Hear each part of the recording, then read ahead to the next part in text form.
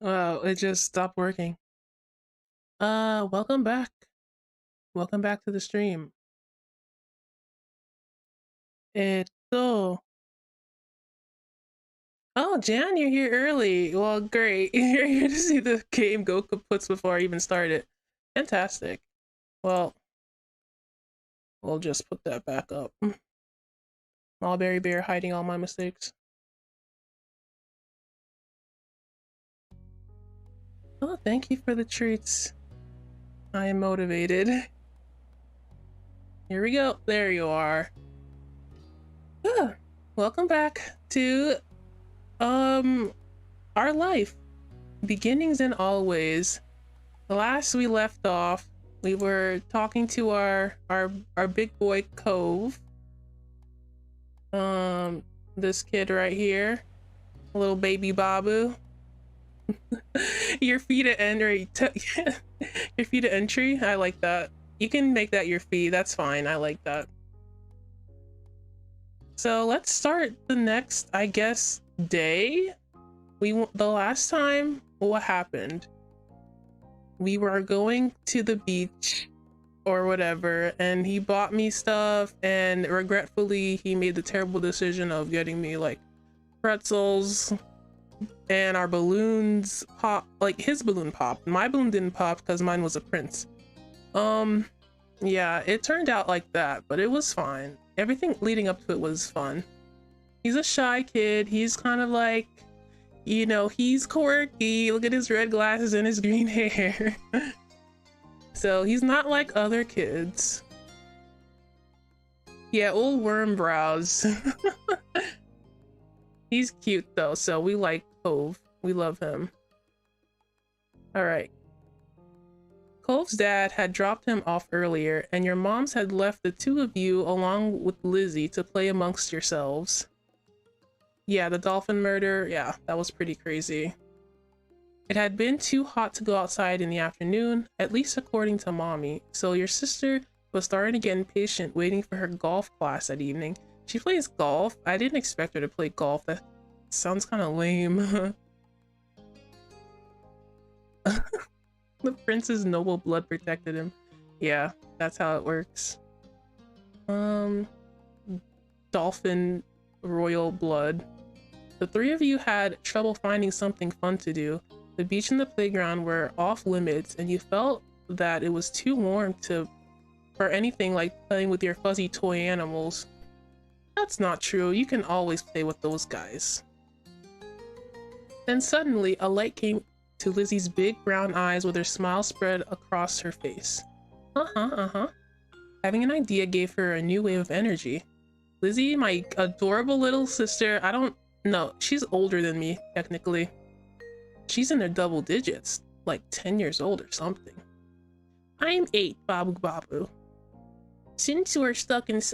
her voice was like, since we're stuck inside, we should be adults. They don't play outdoors anyways. They're always inside and telling everybody they're too busy to play. Why? Yeah, why are the adults too busy to play? Play is the only thing we do here. I said why, and it'll be fun, duh. What do they do inside that we don't? Besides, use phones a lot. Yeah, got 'em. Kids don't use phones, that's insane. Excluding a small, excluding? Do you mean exuding a small huff? Lizzie decides to ignore Cove. What do you think? Donnie, what do you think? Do you want to? Do I want to play house? Cove said it. That doesn't sound fun. I'm not a simp, alright? I bet we can come up with something else. I don't know. I want to. There's 3 options that are like, no, I think this is a bad idea. And 1 option like, yes, we should. Okay, I bet we can come up with something else. But that's what I'm gonna do. And it's not as fun when I play pretend adult all by myself. Do you do that a lot? What's it to you? Looking at Lizzie, it seemed Cole felt he could understand where she was coming from, and he sighed. Do you really not want to play, Donnie? It was clear he wanted some way out, but still felt guilty about it. Oh, brother. Choices. I'll try it, but that sounds boring. Okay, I'll stay. Sorry, I have other stuff to do. You kept hesitating. I want to play. I wanted to meet my sister like the entire last episode. Let's stay. I hope this is as fun as you're let me put my baby voice on. I hope this is as fun as you're promising it'll be. Lizzie looked at you, deadly serious. It's the most exciting idea I've had all week. Dang, she's serious. Satisfied that neither of you were able to bail on her, Lizzie thought over her options while you watched. Awesome. After a few seconds, she clapped her hands together and beamed, apparently having settled on something without asking either of you. Dang, girl boss. Okay, I'm gonna be professional golfer. Donnie and Cove, you can be... Please be caddies. A beach volleyball player, a gymnast, or a tennis player. Oh. I wanted to be a caddy. Why can't we pick anything we want? It doesn't work that way, Cove. Can you get on her level? She's big braining right now. He sighed. Oh, because I have an idea, that's why. And we have to play sports as adults. It's a thought experiment, Cove. Get with it. Just go along with it. Yup. But there's other kinds of sports too. Oh, now you're boss baby. Oh, I'm not gonna do a boss baby voice. Don't test me. It isn't the same. What do you think, Donnie? Don't those choices sound super cool? You want to do that, huh? Yeah, that actually, okay. I kind of like those. It really doesn't. Haha, it sounds like a blast. Is there anything else we can be? You nodded. Maybe not. A gymnast. I did watch that one anime. What's it called? Something. It was about gymnast boys or something. I didn't finish it.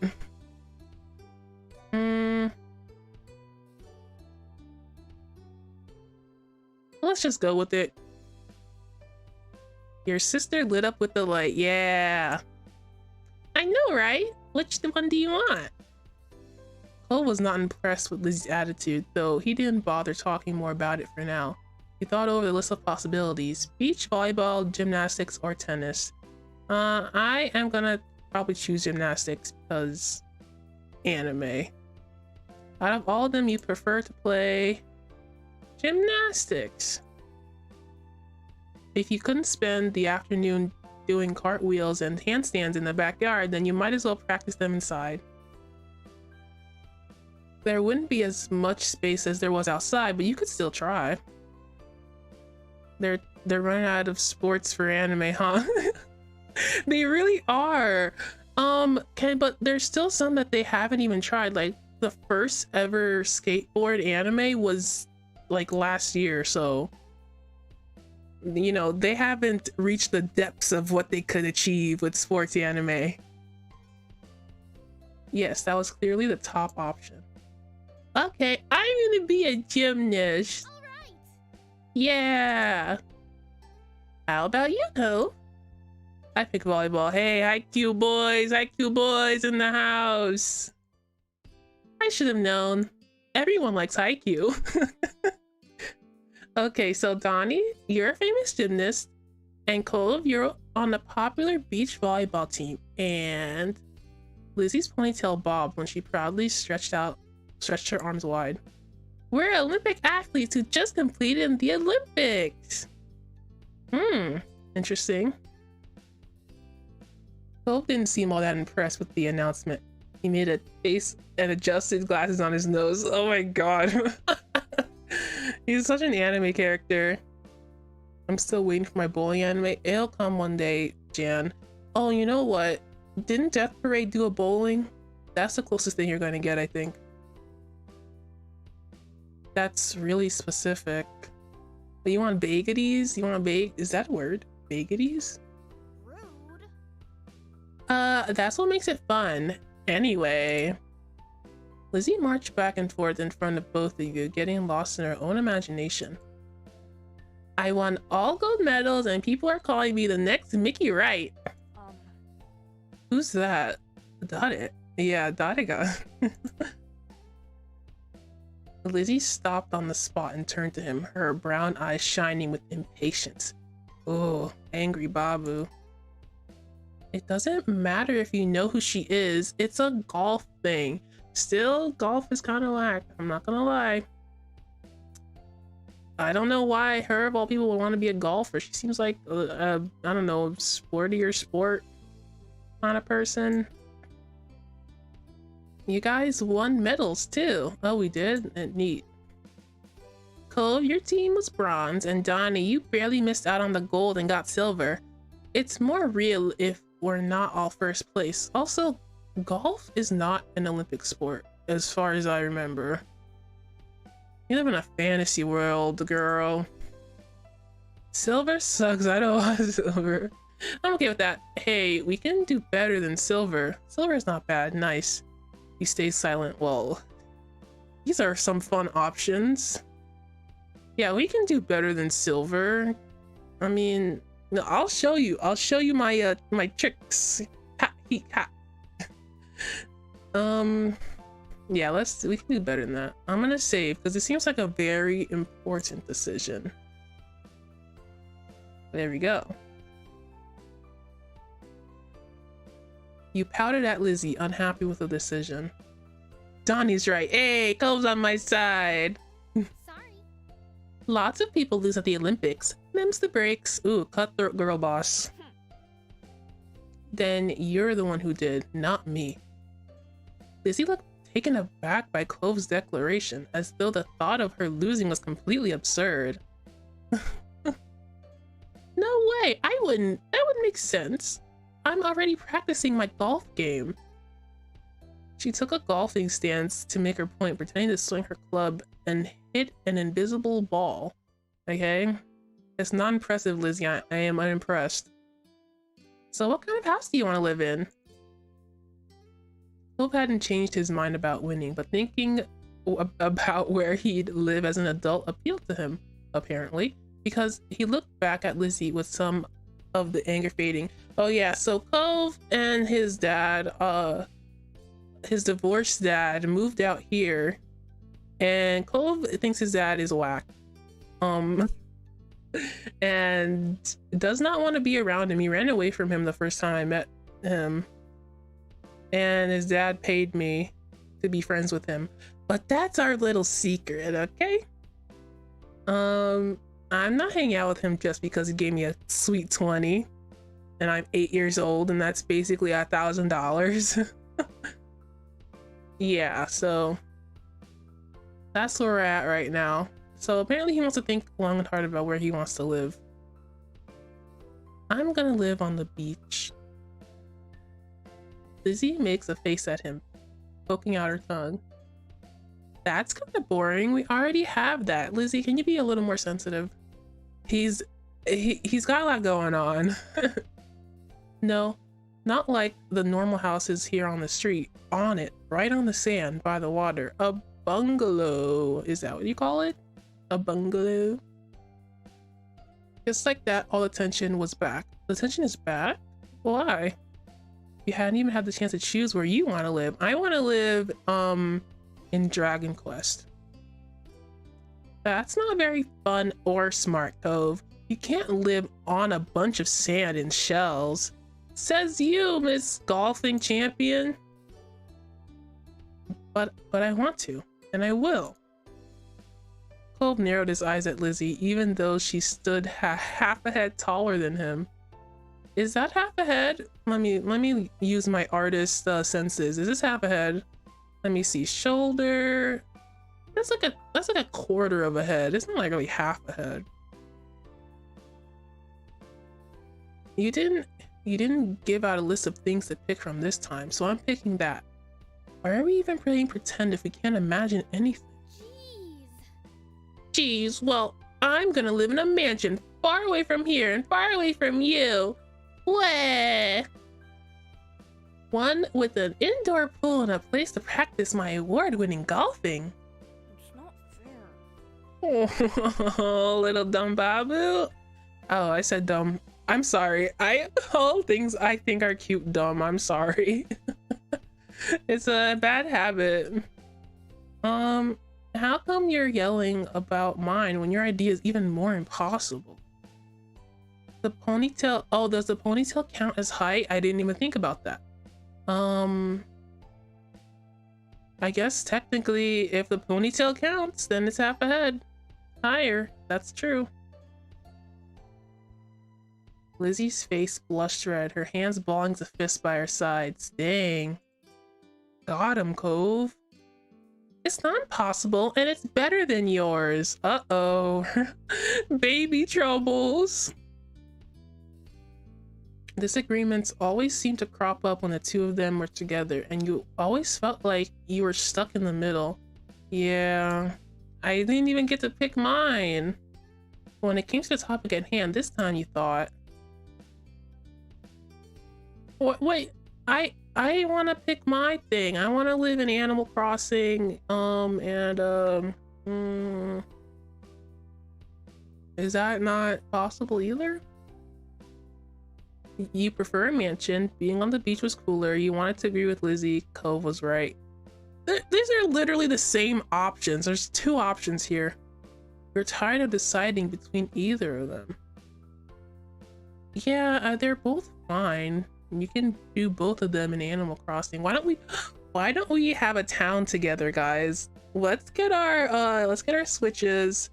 Yeah, clearly we all have, because Cove's dad buys his love with money. And Lizzie is probably rich, so I guess I'm rich. We live in this nice house. We have switches. Let's play Animal Crossing, guys. I'll save this one instead. This is my pitch to play Animal Crossing in a different game.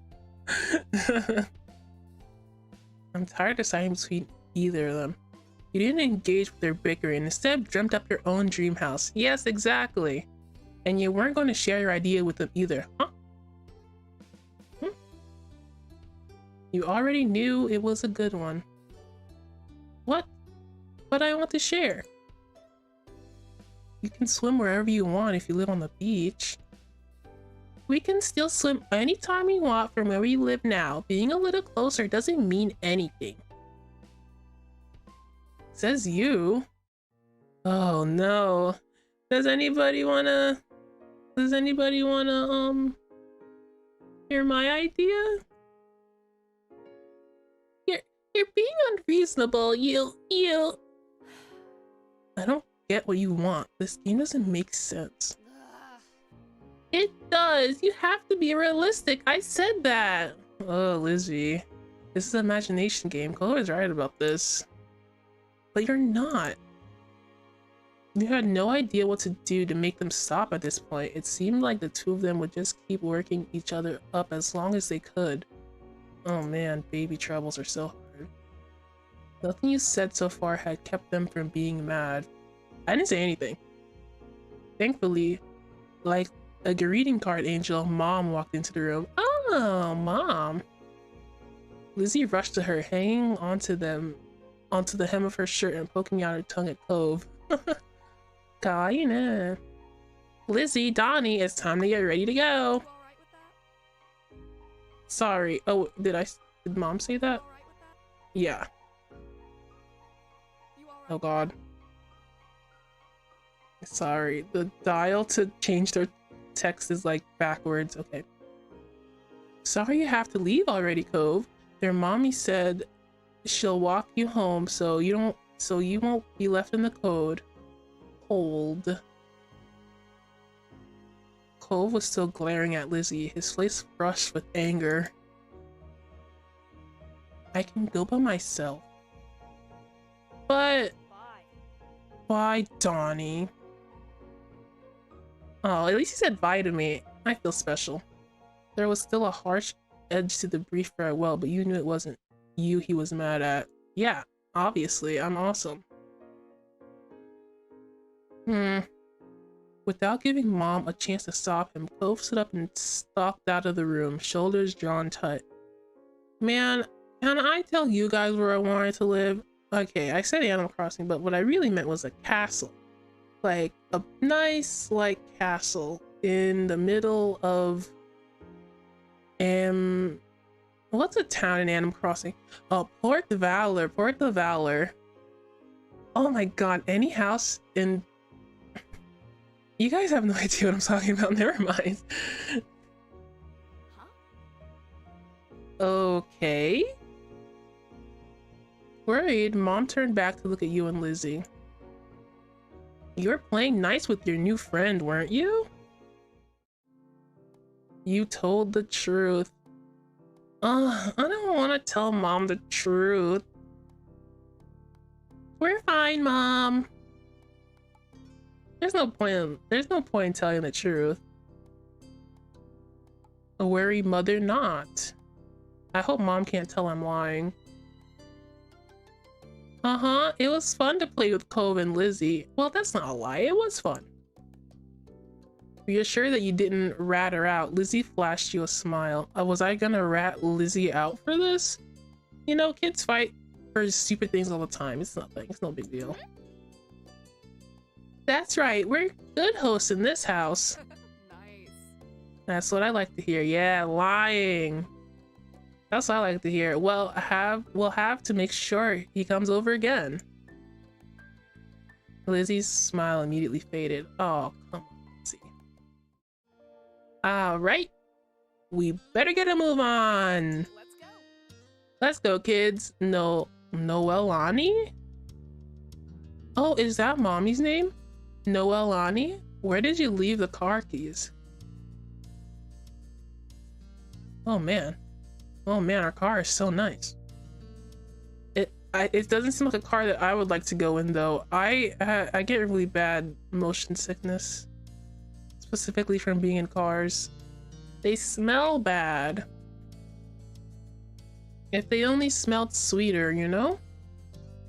Mom hustled you all out the door and you noticed during the car ride to golf practice that Lizzie was quieter than usual. She was usually the first one to request switch music to listen to in the car, but she didn't say a thing. Your parents noticed she wasn't in the mood to be bothered. Man, we're just gonna stare at this car? I mean, it's a nice car, I guess. They gave her space, and Mommy just asked you what you'd like to listen to. Can we listen to Hatsune... Can we listen to Hatsune Miku, please? You picked your favorite song. Chick. He did. I'm not gonna sing. It always made the car ride more fun. You chose the soundtrack to a cool movie you saw a couple months ago. Oh, is a cool movie the Demon Slayer movie? Hey, man. The song that plays when... Oh, I shouldn't spoil. You chose a song you Lizzie liked. Maybe that would cheer her up. Okay, let's use that. I mean, it's just some music. I'm sure she likes some Baby Shark. Let's get some doot-doot-doots in this ride. You were happy to see it brighten her up right away, and she started singing along with you. Aww.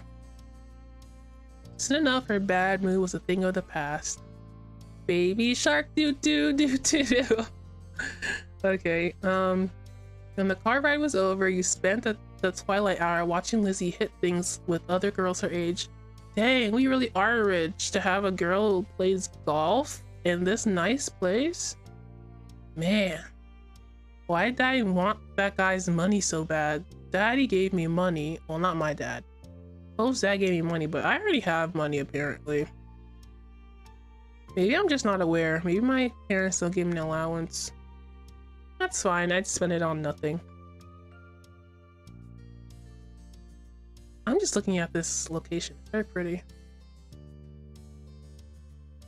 Man, I need to get better at drawing backgrounds. I mean, I'm alright, but I need to get on this level right now. I'm about to do a study of this background. You didn't know much about golf, but you could tell that she really liked it. So you sat with your moms and tried to puzzle it out. It was nice sitting outside after being cooped up in the house all day, and you stretch out your legs to let the few minutes of sun warm your skin.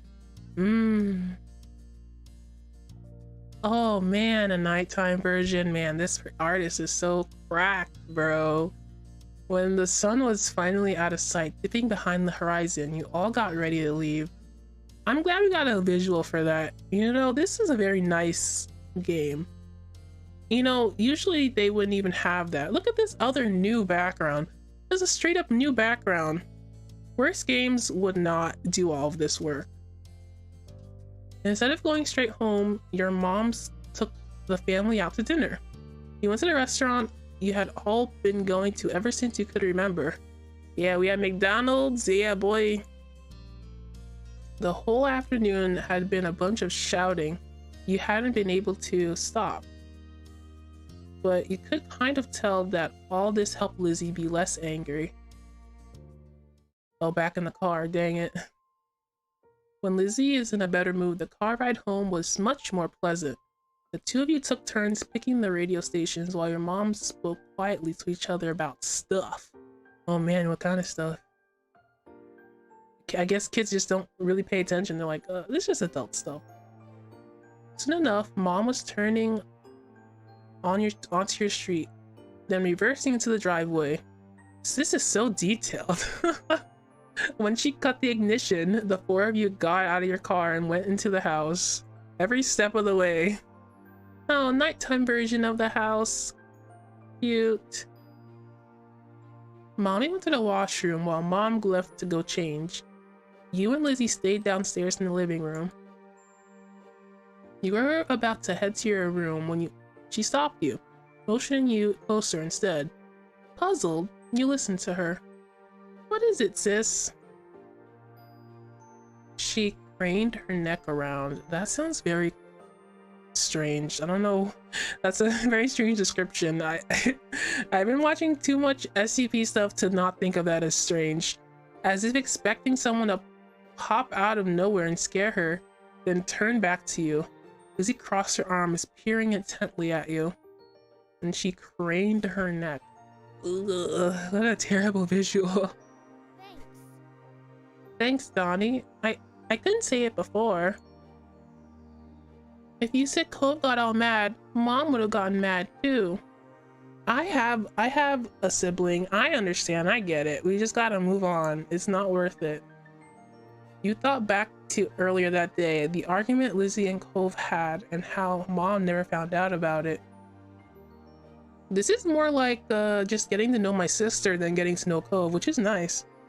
Very nice. Yeah, Mom didn't need to know. Yeah, that's what I was thinking. Mom did not need to know. You're welcome. We have to help each other. I want something back for that. Ooh. Give me some of your chicken nuggies the next time we go to McDonald's. You're welcome. You should still try to make up with Cove. That's a good option too. Okay, but I'll tell on you if you don't say sorry to Cove later. I'll keep it a secret if you apologize to Cove and give me something. Oh, best of both worlds? Best of both worlds here? Chicken nugget and making up? I'm not gonna tell on you. What am I? Yeah, you should make up with Cove. Because, you know, let's all be friends. Lizzie's expression soured intensely at your words. Why should I do that? It was his fault. It doesn't matter anyway. You know what? I'm picking. I'm gonna tell on you if you're gonna act like this, Lizzie. I'm gonna tell Mom. Oh wait. Let me load that. I'm gonna tell on you.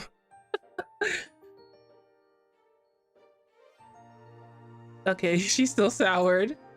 What? Why? It was his fault. Cole was really sad because of what you said. Lizzie sputtered before tilting her chin away with a defensive look. I didn't do anything. He just can't play right. Jeez, Lizzie, it wasn't that big of a deal. Man, 8-year-olds have the worst problems, right? Mommy? Oh, let me put my baby voice back.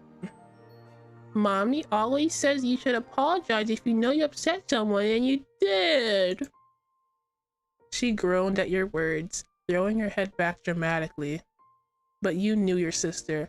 You could tell she knew you were right. Ugh, okay. I'll tell him I'm sorry next time I see him. She glanced back to narrow her eyes at you. But you still can't tell Mom or Mommy what happened. Alright. Cool. It's a deal. Looking relieved, Lizzie promptly left to go upstairs. He watched her disappear from view, hearing the faint sound of her bedroom door shutting soon after. You were pleased with how things had worked out. That was a bluff. I was never gonna tell Mommy or Mom. Lizzie agreed to apologize to Cove, which meant that soon they'd be okay with each other again. As okay as Lizzie and Cove could be with each other anyway, yeah. They don't seem compatible.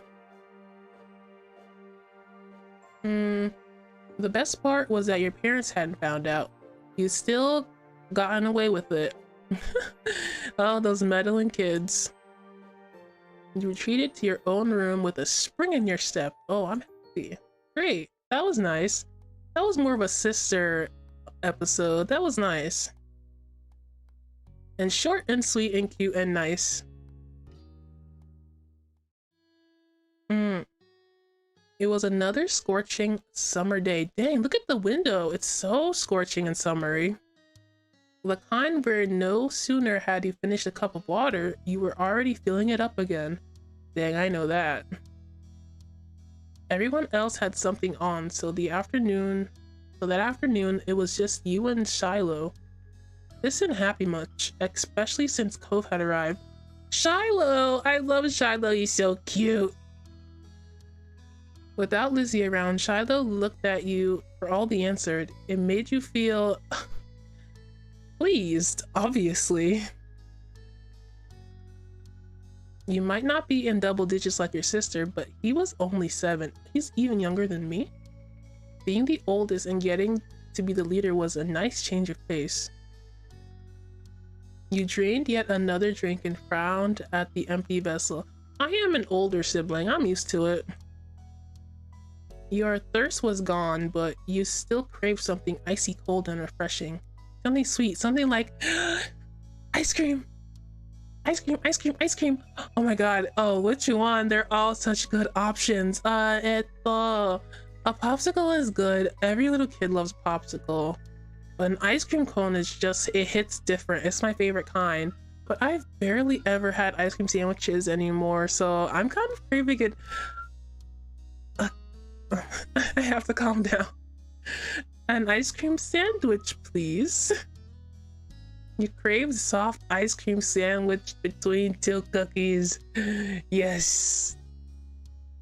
There was nothing like that to be found at home. You knew that without needing to look. Your moms didn't keep sweets in the house.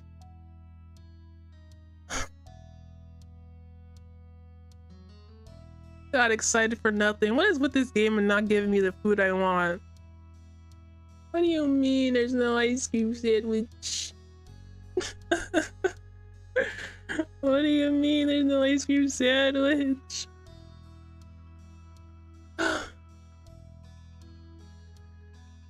Outside, there were plenty of places where such goodies could be obtained, but there were shops and demanded payment in exchange for products.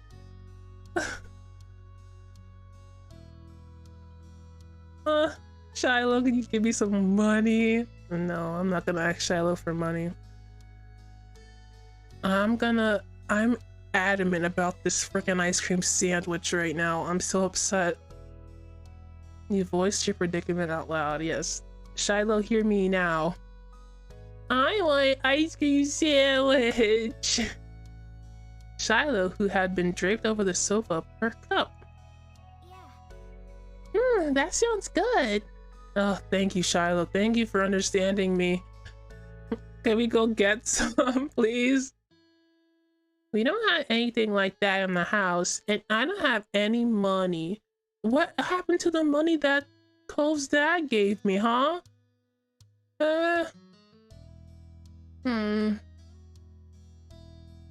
Oh, let me check if I have any. Shiloh, you're gonna save my life right now. Shiloh rummaged through his backpack and proudly produced an assortment of coins, plus one stray button. You set the button aside and counted the coins in neat piles. Just over $1. That's enough, right? You announced this to Shiloh. He had almost certainly come to the same conclusion, but he'd been watching you expectantly. Wait. Just $1. That means that only one of us can get ice cream. Uh-oh. Maybe we can share? I don't mind. At least if it's an ice cream sandwich, we can share it.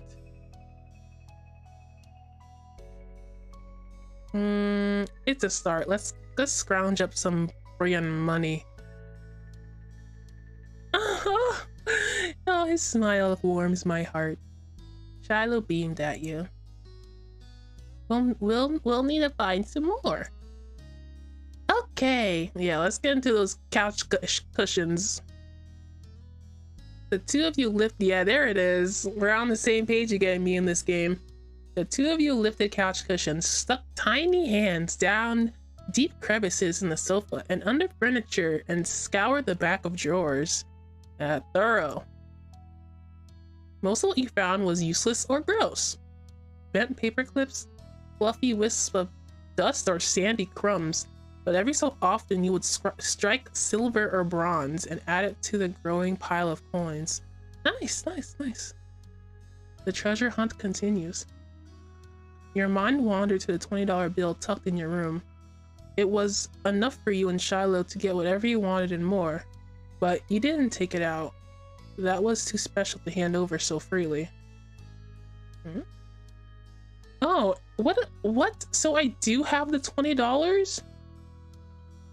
And I'm choosing not to spend it on ice cream? What kind of 8-year-old am I? What 8-year-old just saves money and doesn't spend it on delicious treats? Am I stupid? Tiny dumb Babu? Give me ice cream. Besides, Shiloh would be curious about where it came from and might even mention your wealth to Lizzie. The exchange had been a secret. Oh, that's true. I can't let anybody know I was paid to do this promotion for Cove. Dusty and disheveled from checking every room and squinting into every tiny nook, the two of you finished pooling your finds. Shiloh held his breath as he counted the coins once again. Can he not count or something? That's so cute. $2.53 and 2 buttons. That's good. You didn't know when the second button had decided to join the party, but you were too pleased with your successful haul to throw it out. That's a lot of money. Did we find like a whole $1 in that couch? Nice. Is that enough? You figured he knew the answer, but you appreciate him recognizing your authority on financial and ice cream matters. Thank you, Shiloh. You straightened up before making your pronouncement. Yep, we've got enough. You could now afford something at the shops, just one thing. But that was infinitely better than none. Shiloh clapped his hands. Oh my gosh, Shiloh is so precious. Yay! Wobble wobble. Oh, he's so cute. I can pat his little head. Okay. He reminds me of a penguin. I don't know why. I mean, Animal Crossing penguin. The two of you dashed outside. The promise of sugar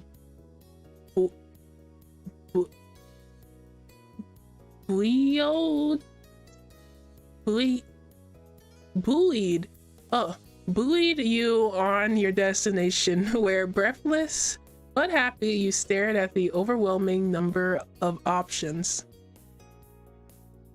You knew what you wanted, but it wasn't just you had contributed to the funds to get the treat. He seemed to notice your pause. Are you gonna get an ice cream sandwich? Shiloh acts as though he was entirely separate from the decision, rather than someone with a stake in the outcome. Do you mind? Shiloh cocked his head to the side. It was your idea, you should choose. Man, Shiloh is awesome. I love this kid. He's adorable, he's so nice. I want to offer you half my ice cream sandwich, and that's not something I do with everyone, my dear. You went ahead and got what you wanted originally. Are you really sure it's okay? You tried to get something you both wanted anyway. What does he want if it's not an ice cream sandwich? I did want to share with him though. It seems like a big decision. Let me save. I'm so glad there's so many save slots, by the way. There's 20 pages. No, there's 40 pages. Nice. Good. Every decision I make is important. It wasn't fair for you to be the only one to decide when he'd been the main factor in making this happen. Some of the money came directly from his backpack. This is the truth. What do you like? All of them. They're so good. I like this kid. You pressed further. I don't even know anymore. But what do you really like? Popsicles or ice cream? Which is your favorite? Oh, it's too hard to pick. I don't know. Frustrated, you cut to the... I want to go back. This kid doesn't seem to know what he wants. I know what I want. I'm going back. Give me what I want. Give me my sandwich. You were thrilled that Shiloh wasn't going to be an obstacle between you and your original choice. That's very true. Without wasting another second, you exchanged cold hard cash for equally cold but maybe less hard dessert.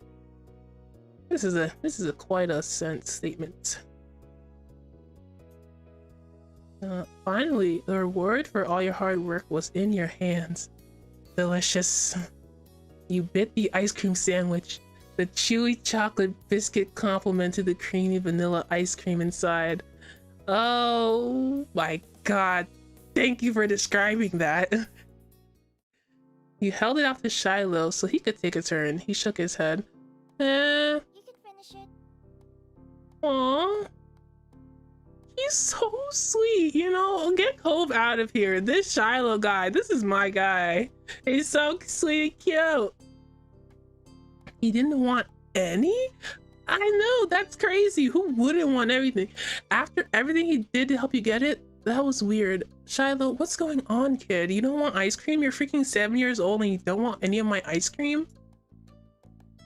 I mean, I'm not gonna complain. I mean, it's fine. I'll just keep eating my chocolatey delight. But I want to eat my... He's so nice. He'll probably just let me eat my stuff without any complaints.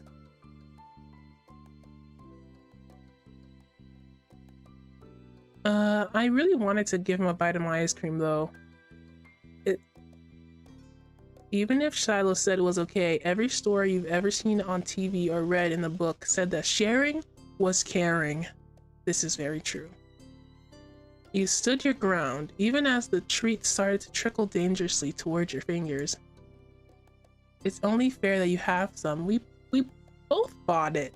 And he was saying in our other decision how he liked all the types of ice cream. They're all so yummy, he said. Come on, Shiloh. I'm sticking my neck out for you right now. I don't do this normally. Take my offer. I said take my offer, Shiloh. But you wanted more than I do. And getting to play was lots of fun already, so you can have it. That's more fair. Baby little Babu, what is this? Why are you so sweet? I don't know any kids like this. Aww. You held it out to him. Yes, I'm furious. Please, if you don't take a bite of my ice cream, I'm gonna go insane. I want you to have some more than I want to finish it, so eat your part. Relenting, Shiloh took the treat and gave it a taste. His eyes lit up. Yeah, they did. It's really good, thank you. You smiled, pleased with your good deed. I'm happy. You picked the best. You picked the best one. It was so cute. Did he mean that? Shiloh was always nice no matter what happened. Even if he hated it, you knew he wouldn't say so. I don't like that. Wait. Even if he hated it, he wouldn't say so? Babu. This kid is a kid after my own heart. I love when the anime kids are so cute and nice like this. Maybe he thought it was gross, and that's the real reason why he didn't want to take some. You had no idea. Nah. He seems honest. I trust him, and who doesn't like ice cream sandwich? You know? What kind of thought process is this? Maybe he didn't like it? I'm like 8 years old. I'm not thinking like this. You studied him as he ate a little more. He had every appearance of enjoying himself. Still weird. Nah, it's not weird. He probably does like it. Kids don't have the most eclectic palate. He probably loves it. The two of you began to head back home as he ate. You walked side by side on the shore in silence, but your thoughts kept drifting to the boy beside you.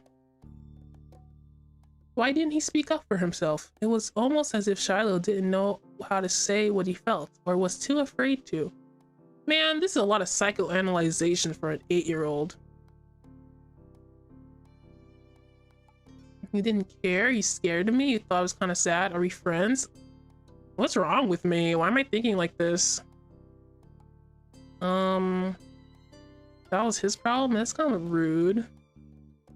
Are you scared of me? It doesn't seem scared of me to me. You thought that was kind of sad? Why would I think that's sad? I'll just ask if we're friends. Hey, are we friends?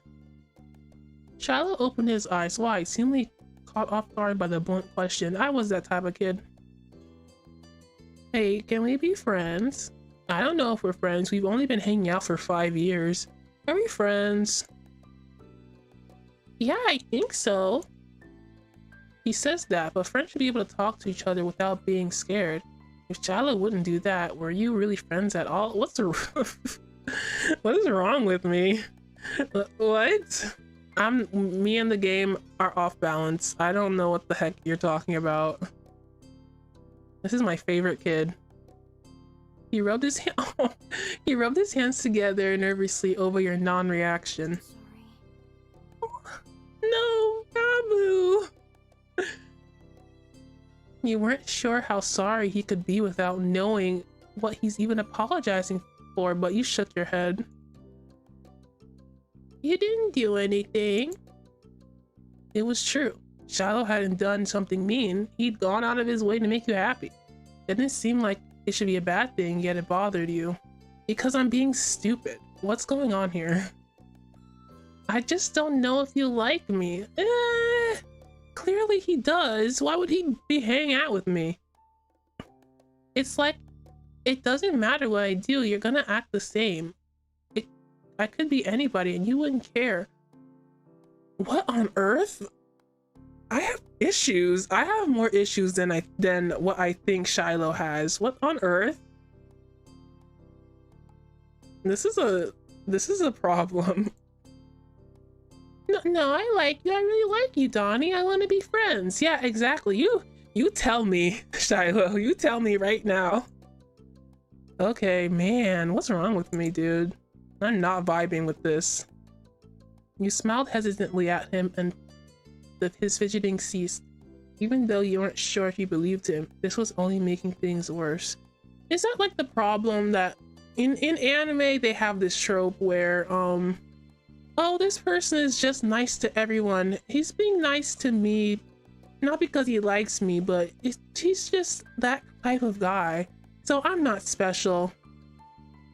Like, shut up. Absolutely shut up. I don't understand that. You can't just hang out together and be happy about that. I don't understand. You decided that maybe there was all types of friends. If Shiloh wasn't able to do things differently, that would be alright. Yeah, stop psychoanalyzing Shiloh and outing yourself as a what, over controlling? What's what I'm trying to say? Why do you want such specific attention? I don't understand. He's 7 years old. Shiloh made you unsure about setting a label on the experience of spending the afternoon with just him. There had been good times and there had been confusing ones. You're positive of one thing at least. The treat was delicious and that was nice. And back to my simple-minded self. That was very good ice cream. Yummy, yummy. The sun was low on the horizon as you returned to your neighborhood. There you spotted two very familiar figures ahead, Lizzie and Cove. Oh, hey guys, what's up? You opened your mouth to make your presence known to them just as you saw the tears on Cove's face. What did you do, Lizzie? What did you do, you little... You walk straight over, Shiloh at your heels. Oh my god. Once there, I'm gonna go over there like, what you do, Lizzie? What is it this time? Accuse Lizzie of causing trouble. Carefully ask what happened. I'm not gonna do the sensible thing. I'm not gonna make a joke either. What I look like, Jan? I'm gonna defend Cove right now. I'll be the anime character we all love. You didn't know what happened, but that wasn't gonna stop you from fixing whatever was wrong. Stop it, leave him alone. Your declaration wasn't directed at just Lizzie or anyone else specifically. It was for anyone who deserved to hear it. Donnie? Are you okay? Do you need help? You can tell me. Oh, he cried more at that very moment. Donnie, I got yelled at. He took a deep, steady breath. Some grandparents got mad at me. I told you those grandparents. Last episode, we heard about those kid-hating grandmas or whatever. Aw, sorry. Lizzie jerked her head into the direction of a nearby house. Your heart sunk. You knew exactly what had happened. Old man McGillicuddy at it again, hating kids.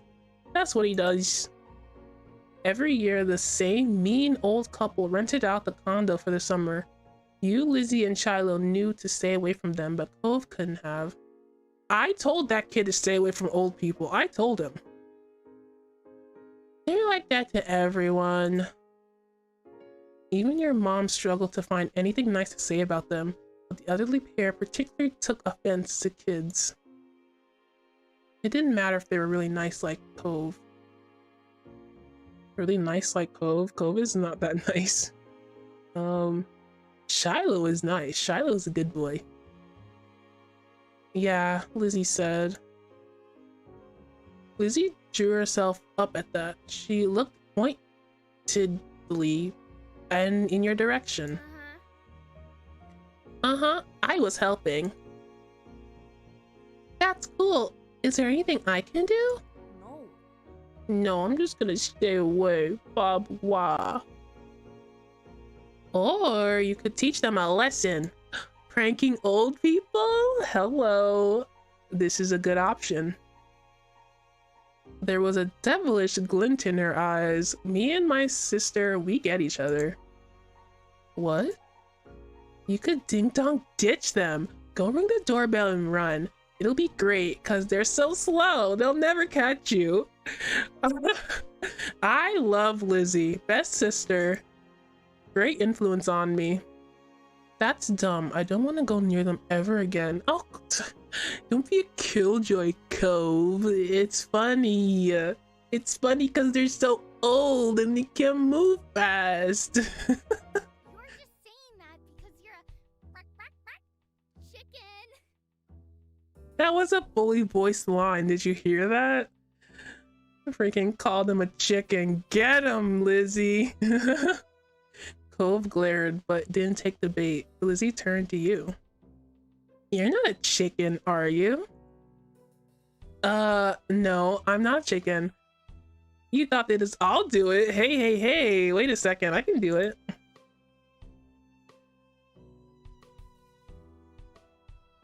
I'm gonna ding dong ditch their stinky house. We hate them, right? All my homies hate those old folks. Really? He took a deep breath and nodded. Lizzie squealed with the light. Hell yeah, girl, let's get into trouble. Well, go hide. Run as soon as you hit the bell. Good luck. Oh, you think I'm a bad baby, Cove? Well, you don't know the half of it. Lizzie and Shiloh ran across the road to take shelter in the bushes. Even once they settled down, you can make the two child-sized shapes staring from between the leaves. You knew where to look for them though, so you told yourself that the grouchy old people wouldn't spot it. Cove sighed, his gaze flicking to the house and back at you. Be careful. Be careful out there. I'll be quick as a flash.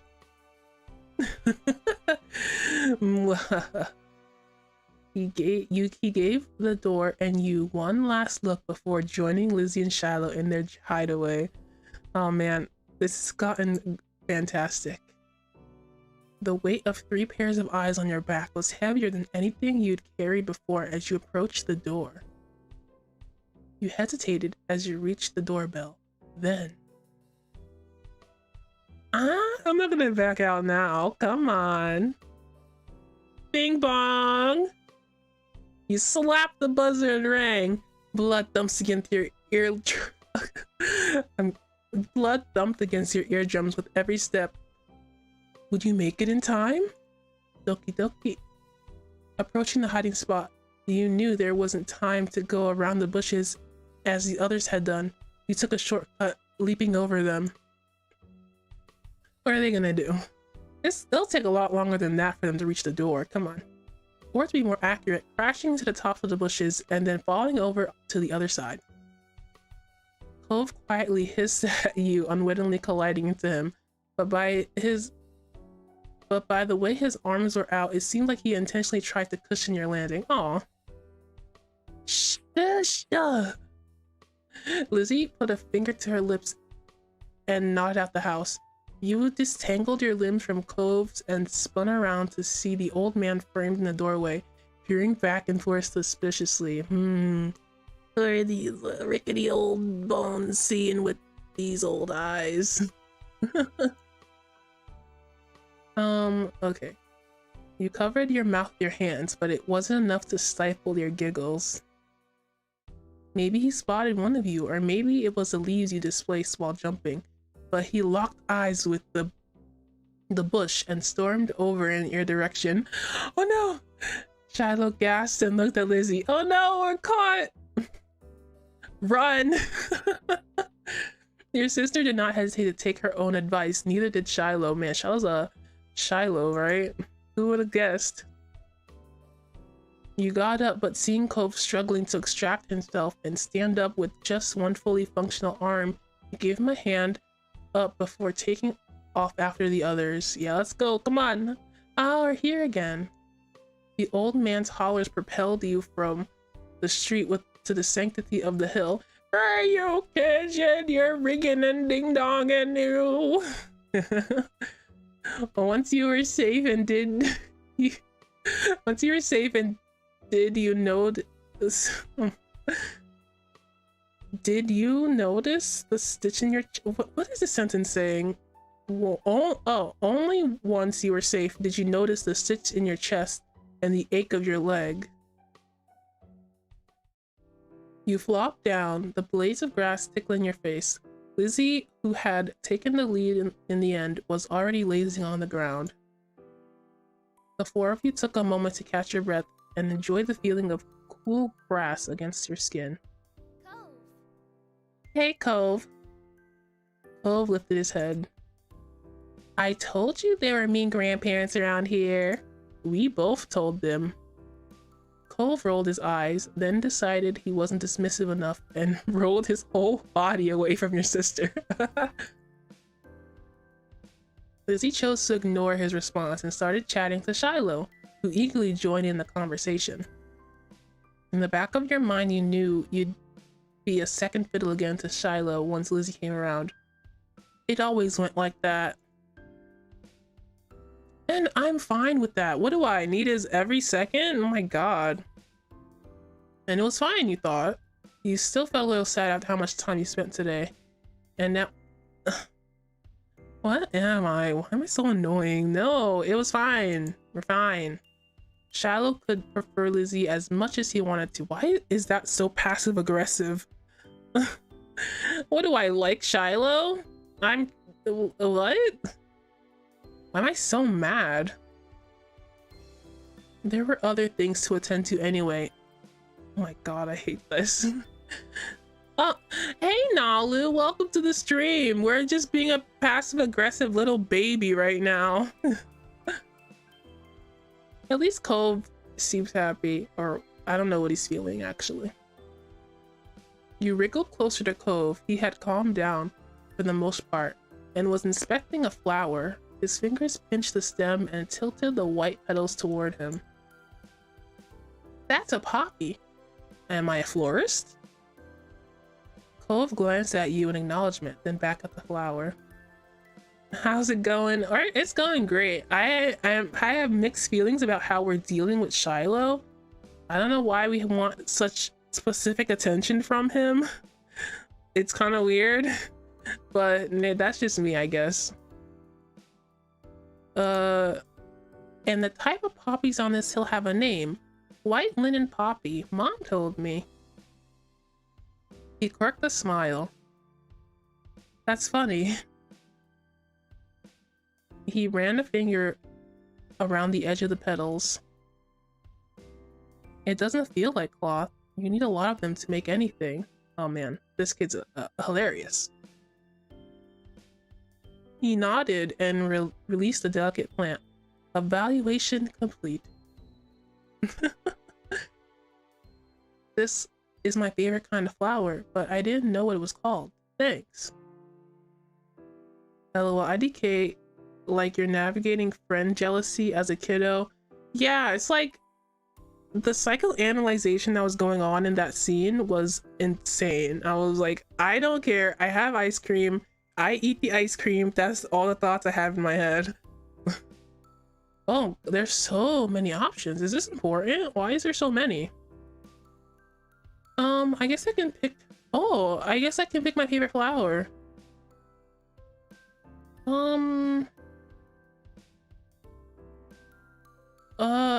don't really have a favorite flower. But I don't want to tell him that. What? Do I have a flower I like?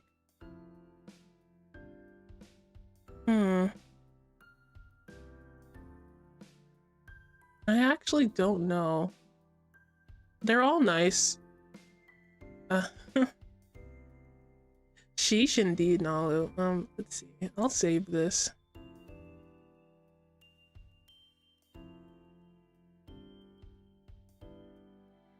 I mean, they're fine. They're flowers. They're all very nice. It's hard to pick just one. Sorry, flowers. He chuckled. Oh, thank God. You're so nice. I know. I'm great. Thanks. Yay, picture. Okay. You moved onto your back with a small smile and looked at the darkening sky. Oh my God, fit check. I did this last week, but what is with this fit? Is he wearing khaki pants or shorts? That's very important. If they're long pants, this is a wackest fit I've ever seen in my life. But if they're shorts, I can accept that a little bit. But the big, like, black belt with it, with the freaking tank top, what's going on, right? What's this kid wearing? Maybe pick the lower one to the right. It's kind of close. No, I didn't want to pick not caring about any flowers, because, you know, I don't hate flowers, right? All flowers pretty. The blanket of clouds reminded you of a thick throat you curled under on rainy days. You wondered if the cloud would be soft.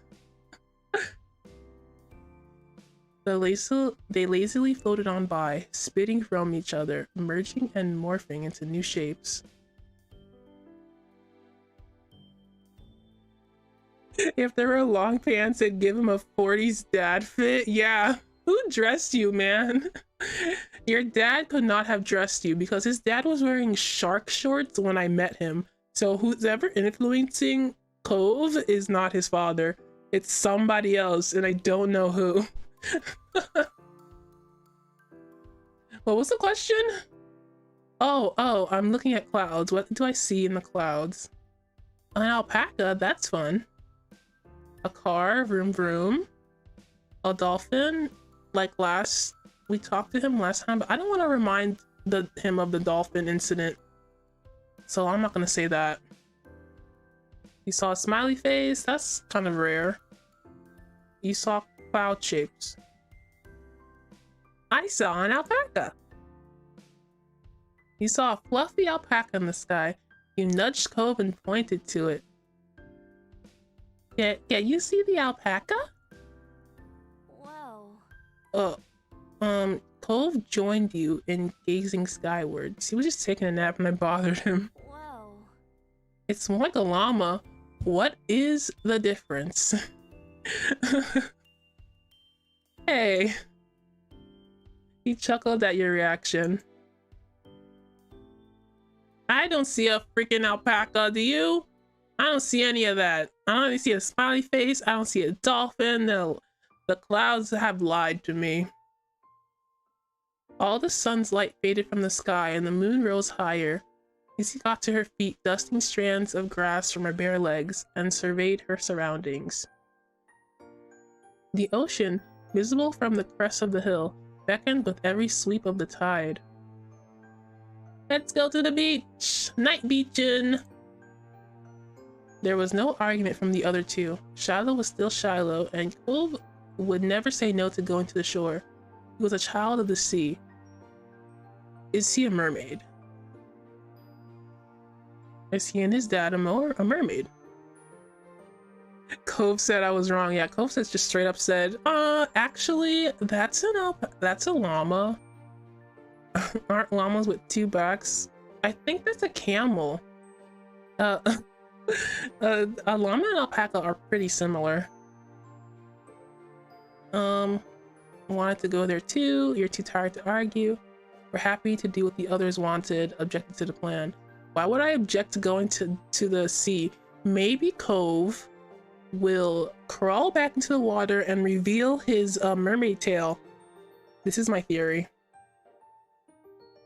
Objected to the plan? No. Let's do what the others want.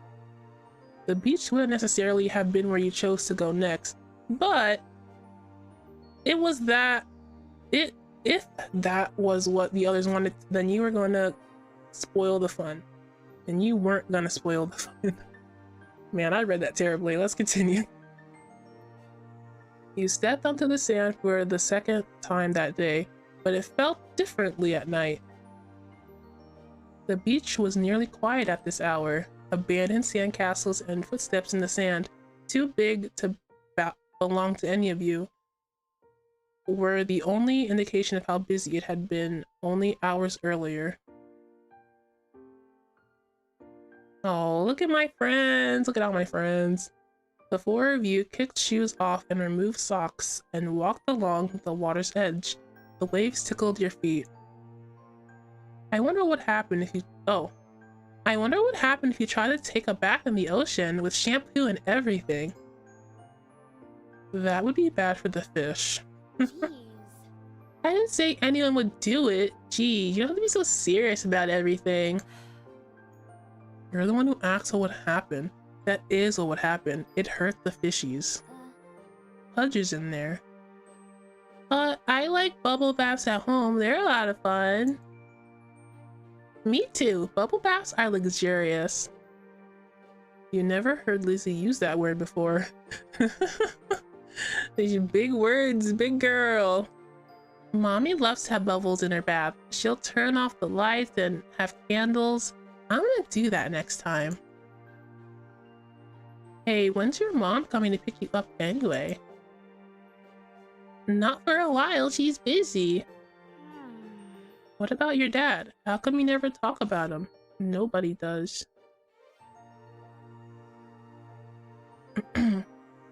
Don't you know you're not supposed to act something like that?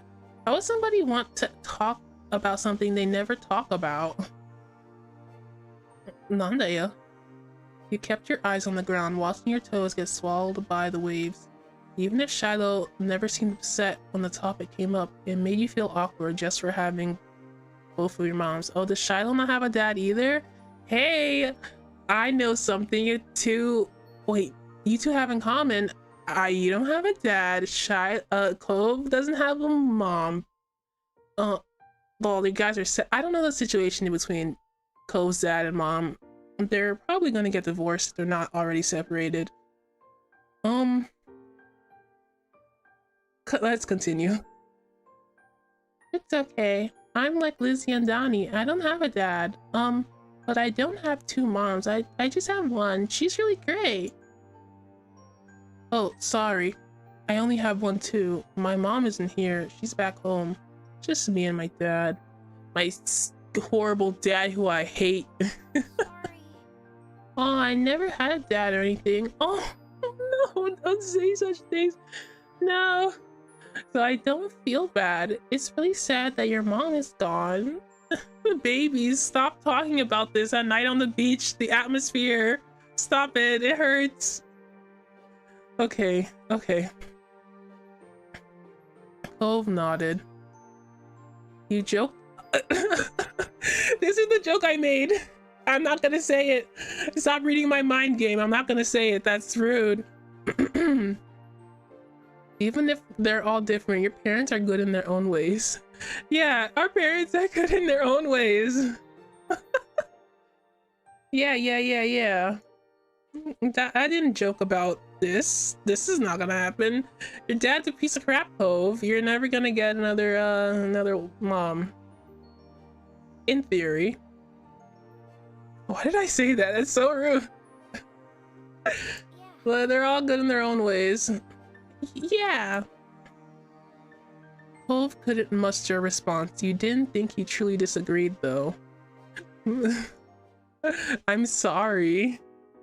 Maybe his dad is nice, but he did pay me to be with you, so I just think he's a pay my son for love kind of dad, so... The silence broke with a splash as Lizzie kicked in your direction. Cold water and sodden sand splattered against your legs. Lizzie giggled, the foot still outstretching from the kick. Good job, Liz. You lightened it up. Cove joined in, striking the incoming waves to make a splash of his own. Shiloh scurried out of Cove's spray zone with a grin. You made a run for it, or you retaliated? I'm gonna join in the fun, obviously.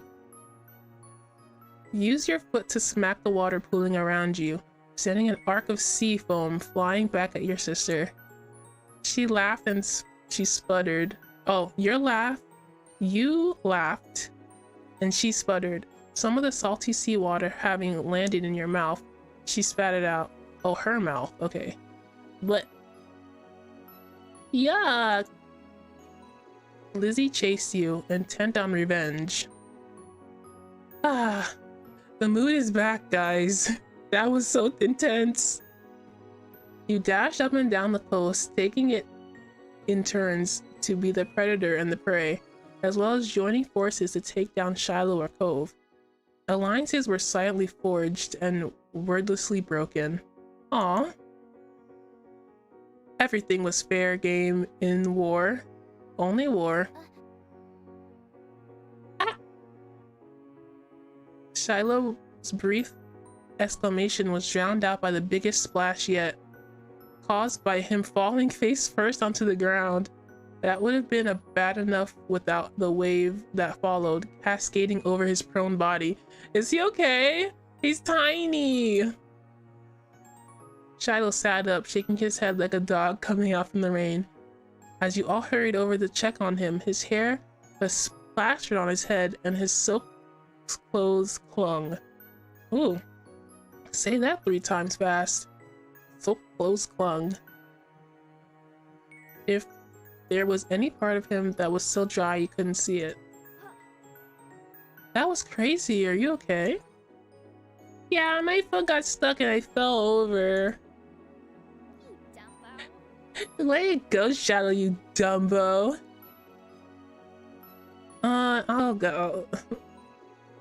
What kind of... Why do I have an option now? I'll help him, why not?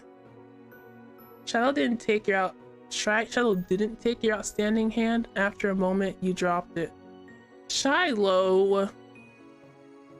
Why not? Lizzie was too busy snickering to notice and held her hand out to Shiloh too. He reached over and took it. Slowly, he started to pull himself from the ground. Okay, the favoritism is so real in that situation. I would understand if you started thinking about it now, because I literally tried to help him up and he was like, no. And then Lizzie was like, here, and he was like, oh yeah, you know what, actually I do need help. Then he slipped on the slick sand, dragging him and Lizzie down just in time for another wave to hit. The water rolled over them. Good! That's what you get. Yeah, good. What are the odds of that happening twice in a row?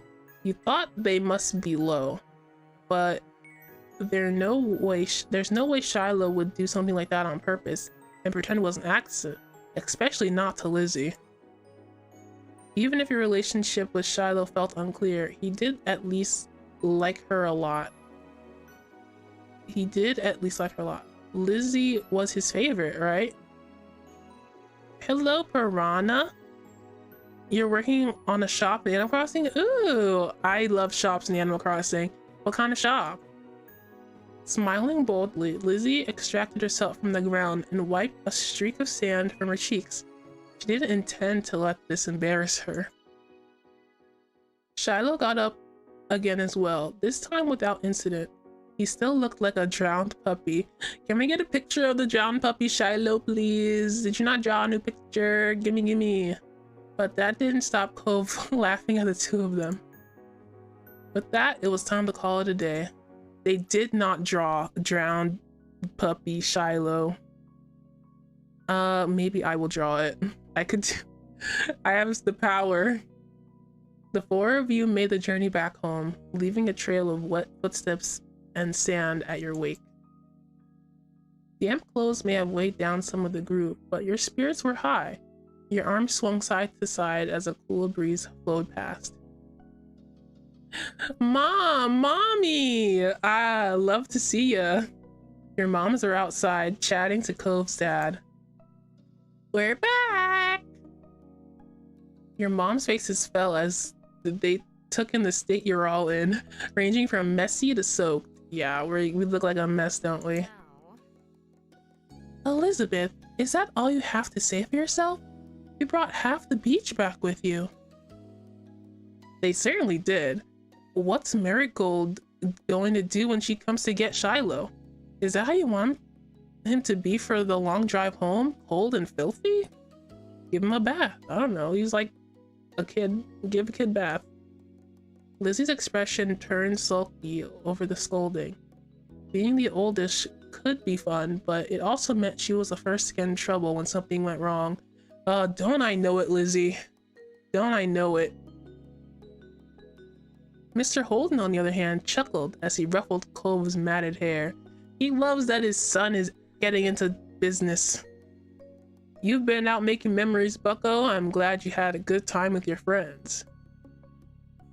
Cove used his slightly moist cast arm to push his dad off. Yeah, we hate our dads around here, boy. Mr. Holden's eyes widened when he noticed even that had gotten wet. Now he was worried too. Oh, he's worried about the cast. It's meant to be a shop where you can get medieval, dynasty, or anything from long, long ago. Oh my god. Speaking directly to my heart. That's the kind of shop I have. I have like an item shop for RPGs stuff. I think they could have found a less risky way to spend time and had just as much fun. That might be right. Kids, what can you do? Come on, Cove. Let's go get you cleaned up and dried off. We wouldn't want that cast to have to be reset. It's expensive, Cove. I don't have that much money. Cove winced at the thought.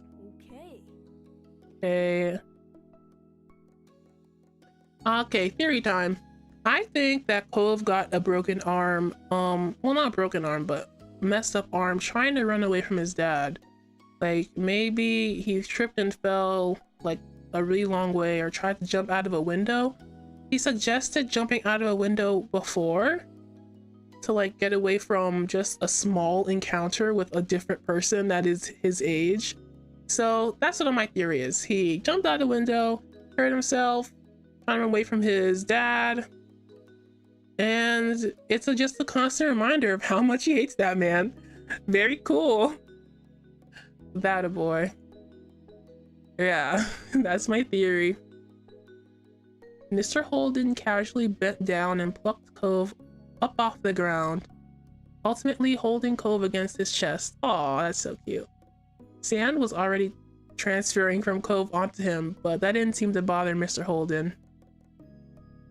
Cove protested being carried, but only got a reassuring pat on the back for his trouble. Oh. Take care. Good night, Cove. Thank you for the talk, Cliff. Is that his name, Cliff? Cliff Holden and Cove Holden. Both locations. Night, Donuts family, and Shiloh too. Resigned to his fate, Cove twisted his body in his dad's arms in order to turn around and wave goodbye. Smiling, he waved back. Good night! Fine. Well, we better do what we can to fix you guys up too. Come on. Everyone's inside. I want you to march straight to the downstairs bedroom. Ugh. Yes, Mom. Okay, Lizzie's mom. Don't worry about stopping to wipe your feet on the mat this time. That won't do much good tonight. Sitting on an old beach towel your mommy had found, you waited in the hall. Until you were less sandy, you weren't allowed to go to your room or walk around the house. But you did get to eat a sandwich for dinner there. It felt like an indoor picnic. I got 2 sandwiches today, an ice cream sandwich and a regular sandwich. It was a good day. I had a good day. It had been decided that Shiloh would wash first and borrow some of your clothes. He was already finished and packing away in his mom's car. Miss Fields had come to collect him a while ago. Man, this gives me a lot of nostalgia. This is like the same situation I have when I go visit my cousins when I was little. We all were just a mess. We'd all have to take a bath and they'd have to go home with their parents. And they were just like waving goodbye as they took our clothes as well. This is very nostalgic. It was a bit of a fun experience seeing him without that hat on for once. Wow, I wish I could have seen a picture of him without that hat on for once. Just saying. Lizzie, being much more soaked than you, got into the tub next. It wasn't a bubble bath as she had hoped. This was a no fun allowed clean up session. At least that's what she claimed. Not much longer and it would be your turn. When the bath was done, you'd have to go right to bed. After a day like this though, you were glad there weren't going to be any further events. Drifting off to sleep sounded like a great idea. I could go for sleeping any day of the week. We're almost through the childhood stuff. This was very relaxing. So the first one was just with Cove. The second one was with just Lizzie. The third one was mostly with Shiloh. I wonder what the next two are gonna be. You'd assume that it's with one of those three or more. But if we continue the trend, it might be with the parents? Question mark? I don't know. I'm going to take a quick BRB. It'll be so fast, you won't even notice I'm gone. You won't even notice I'm gone. BRB.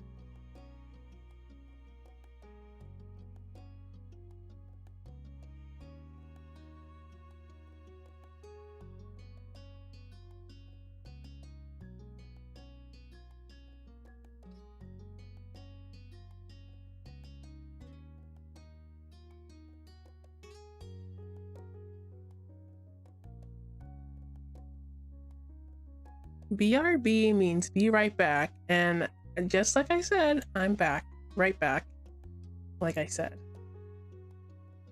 Okay, let's finish these last two. Let's do a good finish. Oh, the beautiful anime sky. How wonderful. Cove wasn't able to do many things that summer.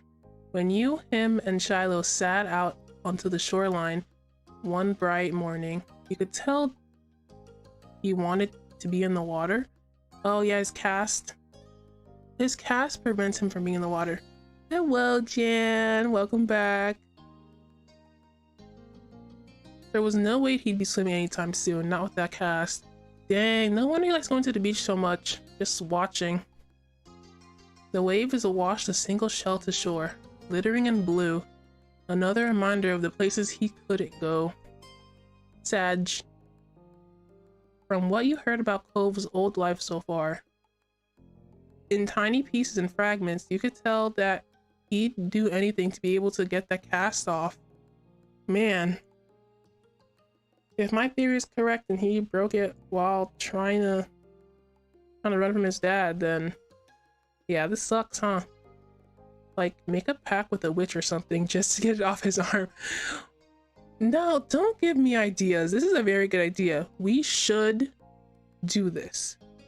It shouldn't just be like a one-off joke. We should go to the old witch of the town, off into the forest area, leave some breadcrumbs, you know, the whole shebang, and get this cast off his arm and do whatever special ritual the witch wants us to do. I think that would be fun. If this were my story, that is exactly what would happen. He thought about how his summer last year must have been totally different from this, with his old home and his mom and dad. But now he was here, with you and Shiloh and Lizzie and everyone else, and he couldn't even go into the sea, where he belongs. My other theory is that he's actually a mermaid. And his dad is also a mermaid. Sequel to Over the Garden Wall. Yeah, this is...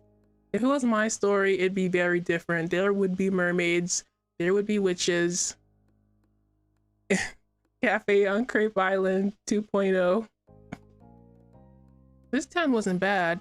It had all your favorite things in it. But sitting there on the beach you'd grown up in, sitting there on the same beach you'd grown up on, you could understand that not everyone else felt the same way about Sunset Bird as you did. Shiloh's here. Oh, my sweet boy. You watched him from the corner of your eye quietly, and he finally said aloud what you had been pondering. I wish I could go in. I wish I could go in on that beach. The water. The water? Yeah. You see, I'm a mermaid, and being away from the water has made me so upset. Oh, I'm sorry. You're gonna be able to do it soon. Cove only sighed in response. Apparently soon wasn't soon enough. It's so pretty, the ocean. And huge. There could be anything out there. Like mermaids? Don't be coy, Cove. Just come out and say it. Come on, come on. Yeah. Exactly. There could be mermaids, wink wink, right guys? I'm right, I'm always right. I wish you didn't have a cast, rude. I don't really care, rude. Swimming might be fun if we could. Mid. I'm fine here on land, mid. Mermaids aren't real. Wow, these are not great options for me. I want to talk about the mermaids.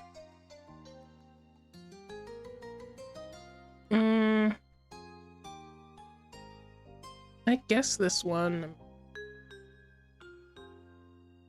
They're all kind of mid to low tier options in my opinion. But it's not like there's anything we can do about it. Aw. Obviously not obviously not interested in hearing much more of your input on the situation. Cove turned back to the water. This was my best option in my opinion. Like, look at this. I wish you didn't have a cast. I mean, I could say that. You know what? Let's give it a try. Me too. Yeah, same outcome. But as he looked away, something about Shiloh's slow, careful movements caught his eye. Shiloh, what you up to? Hey, are you building a sandcastle? Sort of. I was only playing around while you were talking. I'm listening. Maybe I could too. I've only made big piles before. I don't know how to make a sandcastle either. Do not look at me. Don't look at me. It's really nothing special. I'm sure you'll be good at it right away. Well, how do you do it then? Shiloh's cheeks lit up. Does he like making sandcastles? You could tell he was a little bit uncomfortable to have Cove's expectant stare on him. I'll play too. I love making sand stuff. I've never really made one before. There's nothing. I've never made one either. Don't ask me, like I said. Okay. He put his hand back on the seashells and sand and nodded. I don't do a lot. Here's how I like to get the sandcastle started. How I like to get a house started. So a whole house. Shiloh focused more intently than you'd ever seen him. Guided the two of you through the process. Wow, he's a great teacher. It didn't take long for the three of you to each have a humble structures prepared. Oh, nice. Oh, he's so cute. That's all kind of. You can do anything now, like make it bigger, add some seashells, carve a pretty pattern. I bet you'll have great ideas. Thanks, kiddo. You don't know how to make a sandcastle? Question mark. Why is that such a big deal? I don't go to the beach like often, Jan. Don't come for me. Okay. I'm gonna make it bigger. Mine's gonna be a real castle. Oh yeah, he wants to live on the beach. You can make a little castle for you to live in. Cool, this is gonna be a house. Looking at the base of your sandcastle, you decided to make, do I finally get some options? I'll make a castle too. I mean, I don't have that many. I like castles. It's fine. Looking at the base of your sandcastle, you decided to build a fancy castle. Oh, much like a mansion. The better part of the next hour was spent focusing on your own work. The boys were the same. Even Shiloh didn't sneak as many peeks as everyone else as he usually did. Oh my god, are they gonna build them? Really? That's cute.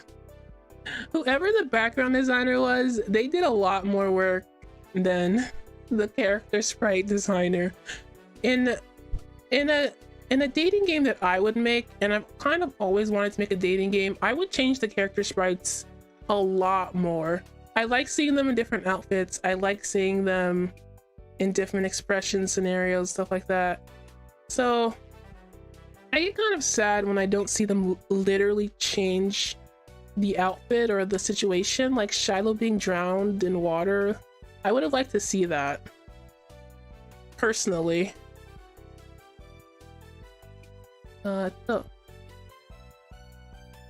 you finished shaping before either of them did, glancing up from what you built. It seems you got done so fast because they were already searching around for extra decorations. Marine theory makes sense. Cove's eyebrows are meant for bait. Jan, why would you say that? He can't speak up for himself. Don't roast him. Shiloh had grabbed most of the really interesting stuff, and Cove had a lot of shells, but there were still options. The first thing you reached for was... the bottle cap is whack. Let's get some seashells. Sea glass? That sounds like a shard of glass from a bottle that was broken. Do not pick that up. Not you wanting to see Shiloh be drowned. No, not like drowned, like as in like in the... They described it as drowned, but he was just very like soaked and his hair was wet and he didn't have his hat on. I'd like to have seen this wet puppy described to me. That's all I'm saying. It's not weird. It would have been cute. He would have been so cute. Don't make me explain myself. Blue seashell. It was the best fit for your castle, you decided. The blue color of it still reminded you of the clear water. So you put it in a funny place where it'd take a second look to see it. Pleased with your result, you finally took a proper look around. It wasn't focused on the sand itself. Like, if I were to make a dating game, they would actually have different clothes on, like every different scenario. Like if it was winter, fall, summer, they'd have actually different clothes on their sprites. That's just what I'm looking for. You're digging yourself deeper into a hole. No, I'm describing things perfectly. I describe things perfectly and never weirdly. Both Cove and Shiloh seemed super immersed still. You knew how you could probably sneak a peek at either one's work. You checked out Cove's sandcastle. You checked out Shiloh's sandcastle. Decided not to look. I want to see what Cove is doing, I guess. It would have been cute if they drowned. You know that's not what I'm saying. You know that's not what I'm saying. Don't misinterpret me. He wasn't drowning. It's just the descriptive word that they used was drowned. You know what I'm talking about. Don't pretend. The castle Cove had built looked surprisingly tidy, especially for someone in a cast. Okay? He must have worked really hard. He wasn't even finished digging the huge gap. It's not like the cast is inhibiting his like elbow. He can still do stuff. He wasn't even finished digging the huge gaping moat in front, but it was already enormous. More moat than castle, perhaps? You got the sense from the enthusiasm he was digging with that the doctor was probably going to find a bunch of sand when he finally removed the pink plaster. This song is kind of bumping, isn't it? I feel like a battle is about to happen. The silence was broken. It's more silent than ever now with this song. What's on the top of yours, Shiloh? You peek closer and discover something shiny sticking out of Shiloh's sand chimney. Sand chimney? Oh, it's just a gum wrapper. It looks like smoke.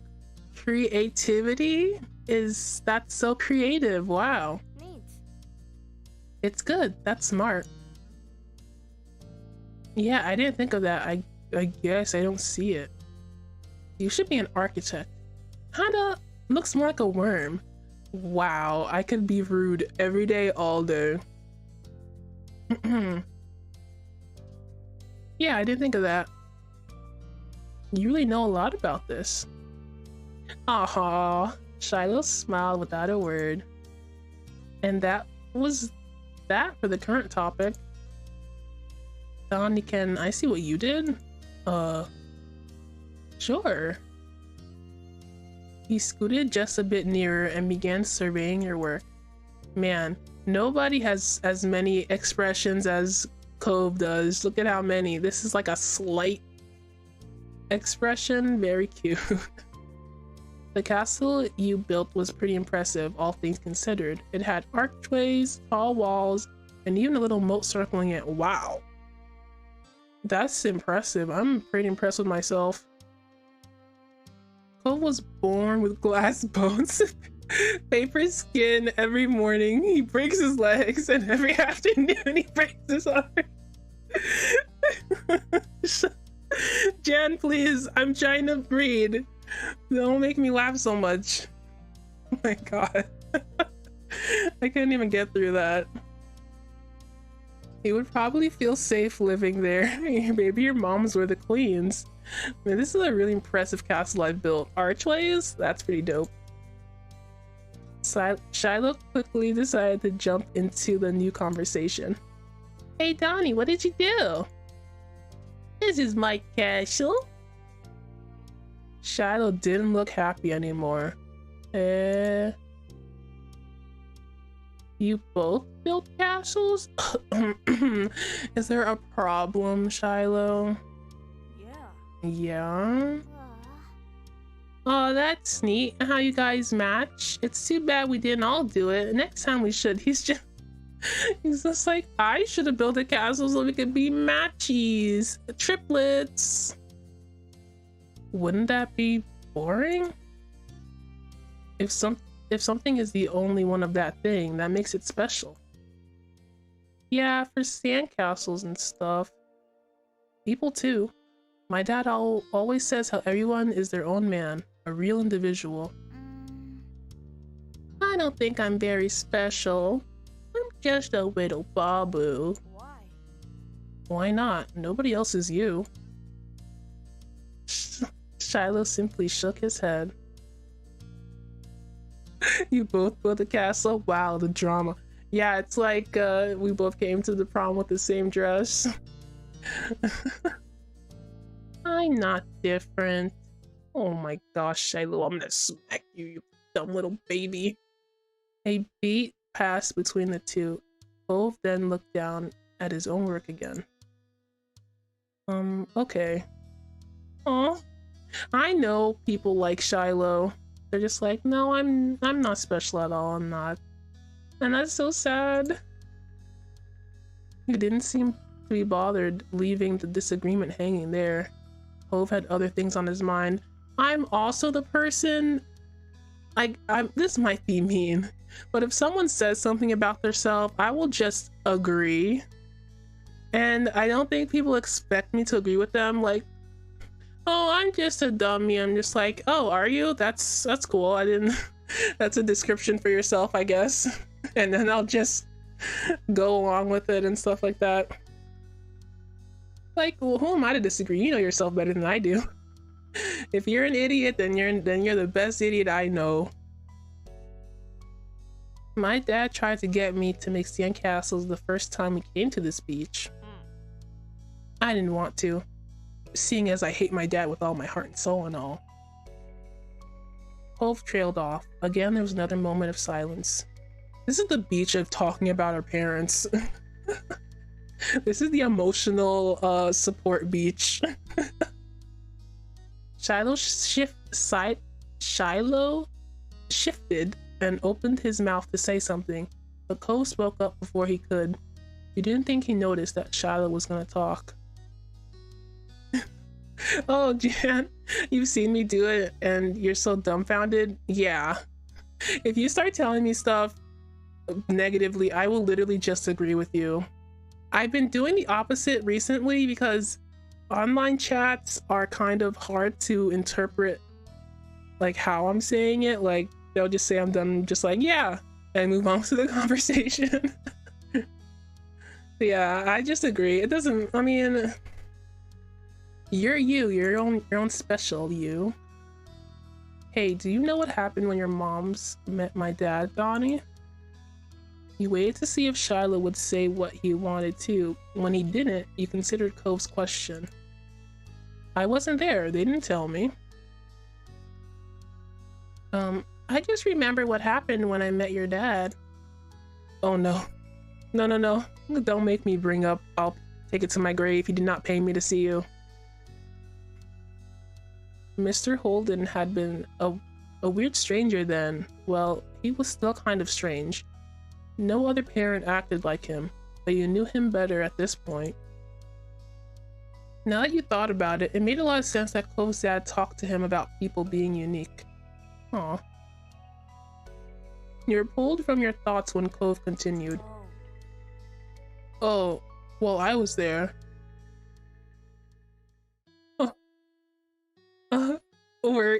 Wait. You were where?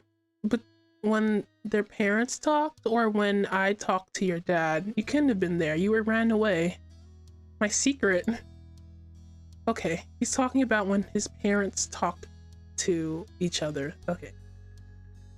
I don't think my mom has met. I don't think my mom has met your dad. Yeah, I'm pretty sure he hasn't. Donnie's parents and my dad met the same day I met them. I'm gonna say what happened. Alright, speak your truth, King. Shiloh frowned to himself, ducking his head. His hat cast a shadow over his face. You could still tell how upset at not being included in Cove's choice of topic. Aw, that's so cute. He wanted to be included. Come on, he likes you more than me, Cove. That was kind of boring for him, though giving people their own turn to say the things they want is important too.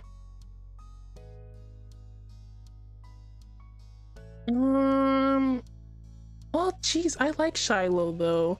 But, you know, if he chose to stay silent, he's gonna just stay silent. Nothing I say is gonna change his mind, I think. Just in case. All my saves are just options. Anyway. He's a stubborn kid.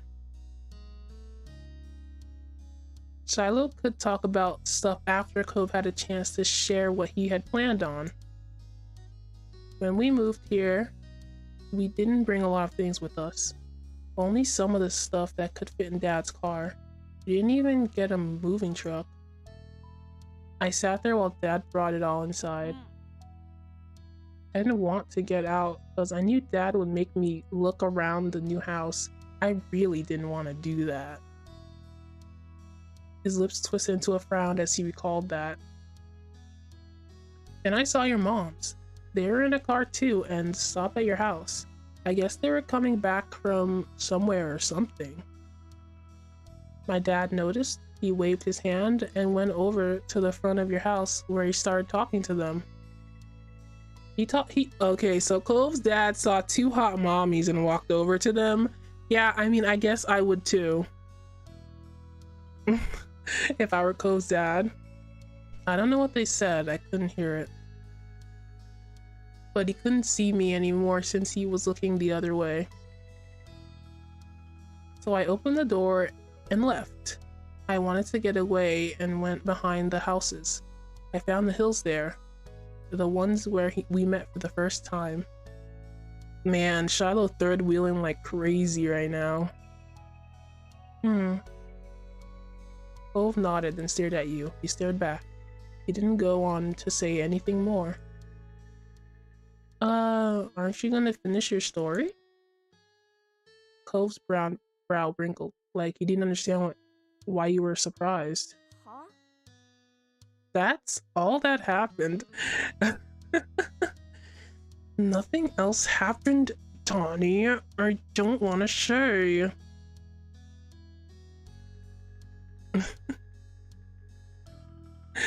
So he saw MILFs and shot his shot? Jan, don't say it like that, but yes. That's exactly what happened. His dad really is crazy. Why did you want to tell the story if nothing happened? You really gotta get better at telling stories. That was a pretty bad story. Thanks for telling. Man, I am in a passive-aggressive mood today, aren't I?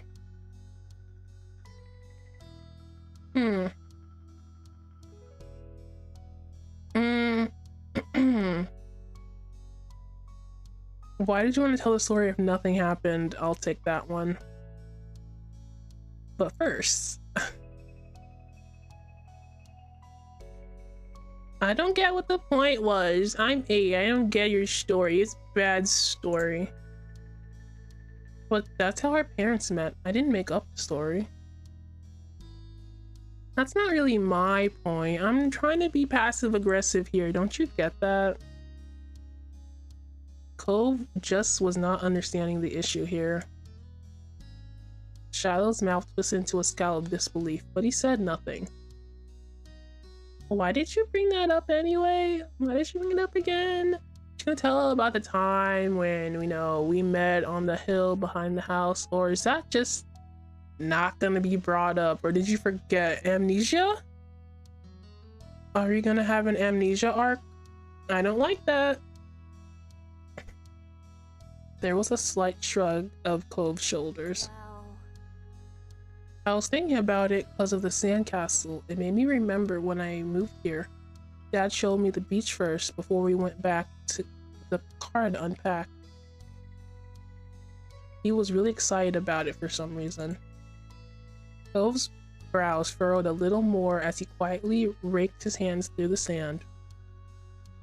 I get it. I don't get it. You thought maybe Mr. Holden wasn't that excited about the beach and was instead hoping Cove might be. But the line of conversation had come to its end. Even Cove was done with it. Some other topic had popped into his head. Shiloh fidgeted uncomfortably in the sand, had made Cove aware of his presence again. Yeah, let the man speak. He has been standing here listening to your sob story, your life story, for like 5 minutes. They looked at each other, and you could only wonder what this might be about. Shiloh, you may speak. Go on. Hey, Shiloh. Yeah? Why are you always turning so red, even when nothing is happening? You don't just ask people why they're turning so red when nothing is happening. Clearly startled, he jerked back. Neither you or Shiloh had expected that to be how he got included into the conversation again. Yeah, that was kind of insane. Why would you say that? I mean, it's direct. I like direct, but I don't know, I guess. Okay, it's kind of weird. Shiloh's eyes were wide with embarrassment, his lips twitched, and he was blushing even harder than before. Oh my god. Maybe it wasn't only this. Perhaps it was simply the last straw, but it was a big deal to Shiloh. A huge deal. He didn't just look sad. He seemed almost panicked. Oh no, what's happening? You weren't sure if he was about to cry or run away or what, but you soon got an answer. Why do you wear glasses? Most kids don't wear glasses, and nobody's name is Cove. Oh my god. It was Shiloh? Shiloh just came out at this moment. He really, what's the word I'm looking for? Hat off moment? Is that what it is? Yeah. He wanted to ask these questions so bad. Why are you different from me? You keep saying I'm different, but you're different. Oh my gosh. Who asked you to come? Oh my gosh. Oh my gosh. Who asked you to come? It was probably just your dad bugging Donnie's family somewhere because you don't have anyone else who'll ever play with you. Oh my god, guys, what the Shiloh, how should I feel about this? What is happening? Shiloh's taking his hat right off. This is no longer Shiloh. What is this? He said you're probably your dad bugging Donnie's family some more. You don't have anyone else who will ever play with you.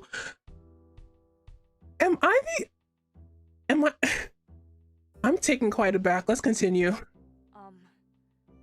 Yeah, what the huh? Cove blinked. Yeah, what? The tension on the beach was suddenly uncomfortable in a way he didn't know how to laugh off. What is happening right now?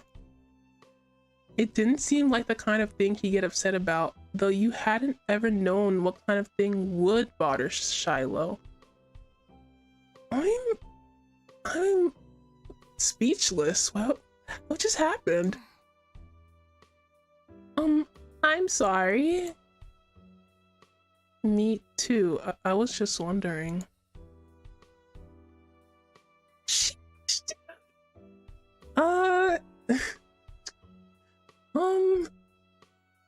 Wow.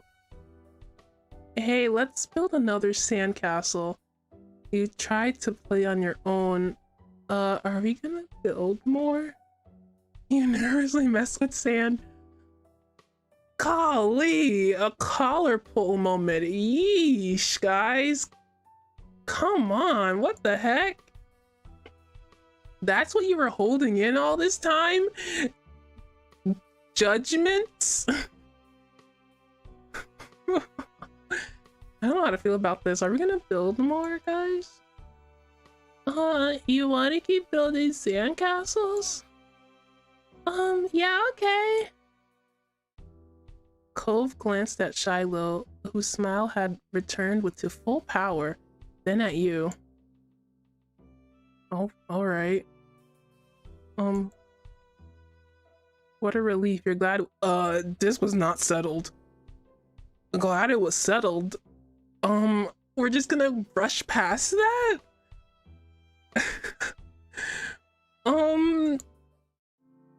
This is the most drama I've ever seen an 8-year-old have. You all went back to making more sandcastles, but the whole mood has changed. Yeah, no amount of comforting music will change the mood right now. Is this guy a yandere? What's happening? Shiloh, have you deceived me? He seems like he'll grow up to be a yandere. He just obsessed with my sister or whatever. Shiloh's cheeriness was clearly gone, and Cove looked as confused as ever about why the boy had blown up. Oh my god. I want to go back and just press let Shiloh talk or something like that, because that was insane. Was he gonna say that from the beginning? I have no idea. The air stayed uncomfortable the rest of the afternoon. right up to the moment that Shiloh's mom appeared at the beach to take him home. Can I see Shiloh's mom? That'll cheer me up. At least you tried to do something to resolve it though, and it seemed like it helped. Even though Shiloh's smile when he said goodbye to Cove wavered, it stayed as bright as ever for you. Aww, that is so... I guess I was worried for nothing. I thought Shiloh really liked Cove, but I was completely wrong. This boy is fake. He's faking it. Oh my god. That had to count for something. I don't know what that counts for. Shiloh is a whole different person than I thought. But with Shiloh gone and the sun going down, you knew it was time for you and Cove to head back to your houses. The two of you trailed out of the park together toward the neighborhood. I'm sorry, but Shiloh freaked me out just now. I have really bad experiences with yanderes. I can't handle this right now. The walk home was quiet. You passed by familiar landmarks, shoes thumping against the sidewalk in near perfect unison. I thought they were friends. I thought they were friends. I don't understand. I thought we were all getting along a little bit. Man, Cove's story was so boring that Shiloh really just could not contain it. He said, "You're boring, you're stupid, I don't like you, why do you wear glasses?" I don't understand you at all. Smoked him. Cove was clearly caught up thinking about something. Man, I wonder what that something could be. I mean, I gotta know. Tell me. Something was definitely up, so you chose to reach out to him and ask. Hey, Cove, is everything okay? And making a funny face. Not the good kind of funny. Oh, I was just wondering. Cove fell silent again after a few more seconds. He sighed. Why Shiloh act like that? When I said he was all red a lot, I guess that was a sensitive subject. You know, you really stepped on buttons too, Cove, you know?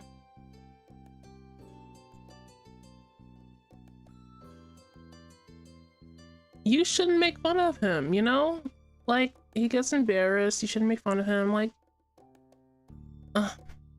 What Shiloh said was really out of turn too. I can't just say you shouldn't make fun of him. Shiloh straight up destroyed this man with a single sentence. So... I don't know, it's just Shiloh. That guy's always doing whatever, you know, I don't know. Oh my god. This was insane. I never expected it to go this crazy. Especially not Shiloh. He gets embarrassed. I want to say a lot of things, but I only have one choice.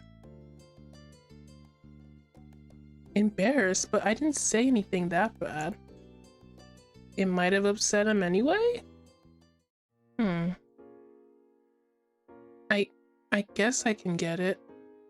Why he would do that? Sometimes I get really mad too. Despite seemingly coming to a conclusion, Cove's mood was still sour. Hey, Donnie, was Shiloh telling the truth? This is it, guys.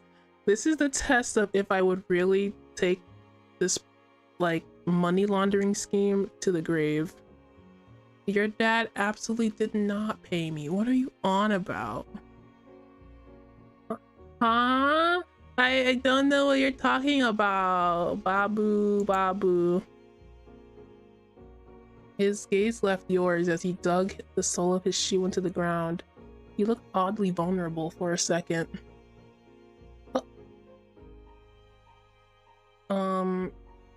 Does my dad make you hang out with me? I know he talks to your moms about that a lot. No, that doesn't. Oh no. Nuh-uh. An uncomfortable weight settled in your chest at the question. You'd like spending time with Cove. You didn't even have to think hard about it. You knew you did. But you couldn't help feeling guilty. Cove still didn't know what happened when you met Mr. Holden, and he never will. He'll never find out. I'm taking it to my grave. This is it. Oh dear. Oh dear. Here we go. Nobody's making me spend time with you. That's crazy. That never happened. Your dad does do stuff to hang out with my family, but Shiloh shouldn't have said that. You decided to tell him I was... Yeah, no, we're never gonna say that. Man, 8-year-olds are mean as hell. Yeah, they are. Yeah, they are, Nalu. This is why I don't like hanging out with kids. They'll say something out of turn just randomly that like hits so close to home. Like randomly the most specific targeted insult you've ever heard. And you can't say anything because you know in your heart it's true. It hurts. It hurts. It could be the simplest thing too. It's just terrible. Okay. No, nobody's making me spend time with you. That's silly. But so funny. You're so funny.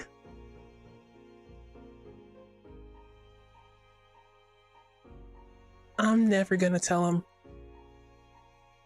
Cove's shoulders relaxed. You hadn't even noticed that he tensed up. Oh man. Yeah, that's what I thought too. Uh-huh. That's the truth. Anyway, I didn't think you were pretending. I just wanted to make sure it was okay is all. Uh-huh. Thanks. Thanks for telling me. Yup. The whole truth and nothing but the truth. So help me God. Alright, let's keep it moving. Your throat tightened. It was hard to meet Cove's earnest gaze again. No, it's not. It's easy for me. Keeping secrets was hard. No, it's not. You'll never let it out. Will you? This decision won't bite me in the butt, will it? It better not. I'm trying to save face here. You're welcome. Teehee. By now, the two of you were on the sidewalk near your house. It was time to part ways. Oh, boy, this was tough. This is a tough game, guys. As far as dating sims are concerned. You said goodbye. You hugged Cove. Oh, I want to give him a hug. That was a really... Oh, wait. Is it going to be awkward? If it's going to be awkward, I'm going to die. Even if it's just a game, if I hug him and it's awkward, I'm going to freaking exit the game myself. You know what I mean? If you know what I mean. It better not be awkward. Cove, do not make this awkward. You stepped forward, wrapped your arms around him tightly. You turned your head, resting your cheek on his shoulder. Cove stood there awkwardly with his hands at his side. Oh, Cove, I told you not to make it weird. You're the one making it weird, not me. He wasn't much of a hugger, but you didn't get the impression he was unhappy that you were. Donnie's like, I don't know anything. I do not acknowledge. Yeah, I've never heard of even... Donnie, they're 8, of course he'll be awkward. Okay, you're right. Yeah, I don't acknowledge that the father gave me money, and of course it's gonna be awkward, but no, it shouldn't be, right? When I was 8 years old, dumb little kids gave hugs at any point in time. It shouldn't be awkward. Why is it awkward? We're gonna move on. Bye, Cove. See you tomorrow. Yeah, bye, Donnie. You pulled away and jogged towards your house. Yeah, exactly. I felt nothing. I'm a kid. I hug everybody. We love to hug. When you looked back, you saw Cove making his way back home too. As if you felt your eyes on him, he turned around. He waved. You did too. Yeah. Oh, that was not as awkward as I thought it was gonna be. Safe. You still felt unsure with what you were supposed to do about the deal Cove's dad had offered. What? What deal? I don't know anything about a deal. I've never heard of a deal. That's silly. You didn't want to say something bad or something you shouldn't. You had no idea how Cove would take it either. It would be terrible if it made him feel bad. What if he didn't want to play with you anymore? Exactly. You know the mindset, that's why you should shut your mouth and keep it moving. What's this honesty thing going here? You might change your mind sometime. Nope. No. There was always tomorrow after all, but for now it was definitely something that you kept to yourself. Nuh-uh. I've crossed my heart and hope to die. I'm never saying it. Yeah, it is rough, Jan. It's very rough. Oof. With a final look, you went inside your house. Do not be silly. There is no way on this earth I am ever saying that to him. All right? I don't care how he would feel if I did tell him. There's no timeline in which it happens, so it does not matter. Okay, the last little story. Hopefully, we'll talk more about really depressing things. Oh my gosh. The game is like, you feel guilty, and Donnie's just like, no, I don't. Yeah. Yeah, I don't feel guilty about this at all. This is the correct decision, and I've made the right choice. Oh. Something fell over here. It's fine. Stay on the ground. Okay. Yeah, I've never heard of feeling guilty. This is the correct choice. All right. Refreshing to see my adorable sister. All right, tonight we're gonna catch fireflies. This is gonna sound weird, but when I was a kid, my babysitter, she was kind of an old witch feeling type of lady. She said that fireflies would eat you if you tried to go near them, and I was afraid of fireflies for like a few years after that, because I thought that they would, I don't know what I thought they would do, but she told me that they would eat me, and I believed her. And I never caught fireflies because of that. You know, she robbed me of a great experience. I learned that fireflies are really gentle later in life, but man, why did she say that? Anyway, enough about that. At this blunt declaration from your sister, you looked up from your macaroni and cheese dinner. Oh, mac and cheese. Interesting, I like that. Fireflies were a familiar sight over the summer, coming out on warm nights to dance through the sky. Tonight was particularly balmy. You knew there's bound to be a ton of them around. Balmy? What does that mean? Like lip balm? Like sticky? Like what does that mean? Alright, next. Oh, you are you? Yeah, you started eating faster. You looked over at your mom's. You pushed your food around on your plate. I gotta finish this mac and cheese. It's pretty good. I'm not gonna lie, mama. A grin curved your lips as you started to eat a bit faster, excited for what was to come. It seemed like you were too excited, however, as you started to choke and cough on your food from shoveling it down so quickly. No! Consequences for my actions! Mommy reached over to pat you on your back, firmly helping to dislodge the noodles and enabled your breathing again. Thank you, Mommy. I assume they mean it's humid out. Yeah, I assume they mean it's humid as well, but balmy? I mean, It sounds so much grosser than humid somehow, and also a little more confusing. Because I feel like, is that a more specific than just humid? I don't know. What? It's just such a specific feeling. What does that mean? Balmy means nice weather? I'm gonna disagree. I'm gonna think that it is sticky, gross humidity weather. Because that is what lip balm is like. Sticky. You took a big gulp of water from your glass, giving your mom's a sheepish look. Oops. That's a good, who's saying that? Oh, Shiloh! Oh, my good buddy Shiloh. My good buddy Shiloh, it's not awkward. That's a good idea, Lizzie. Can we miss his donuts? He's so polite and never said anything weird or out of pocket. Shiloh tapped his fork against the table excitedly, his face lighting up as he looked at Lizzie. It was unusual for Shiloh to still be here. Why does that sound so creepy?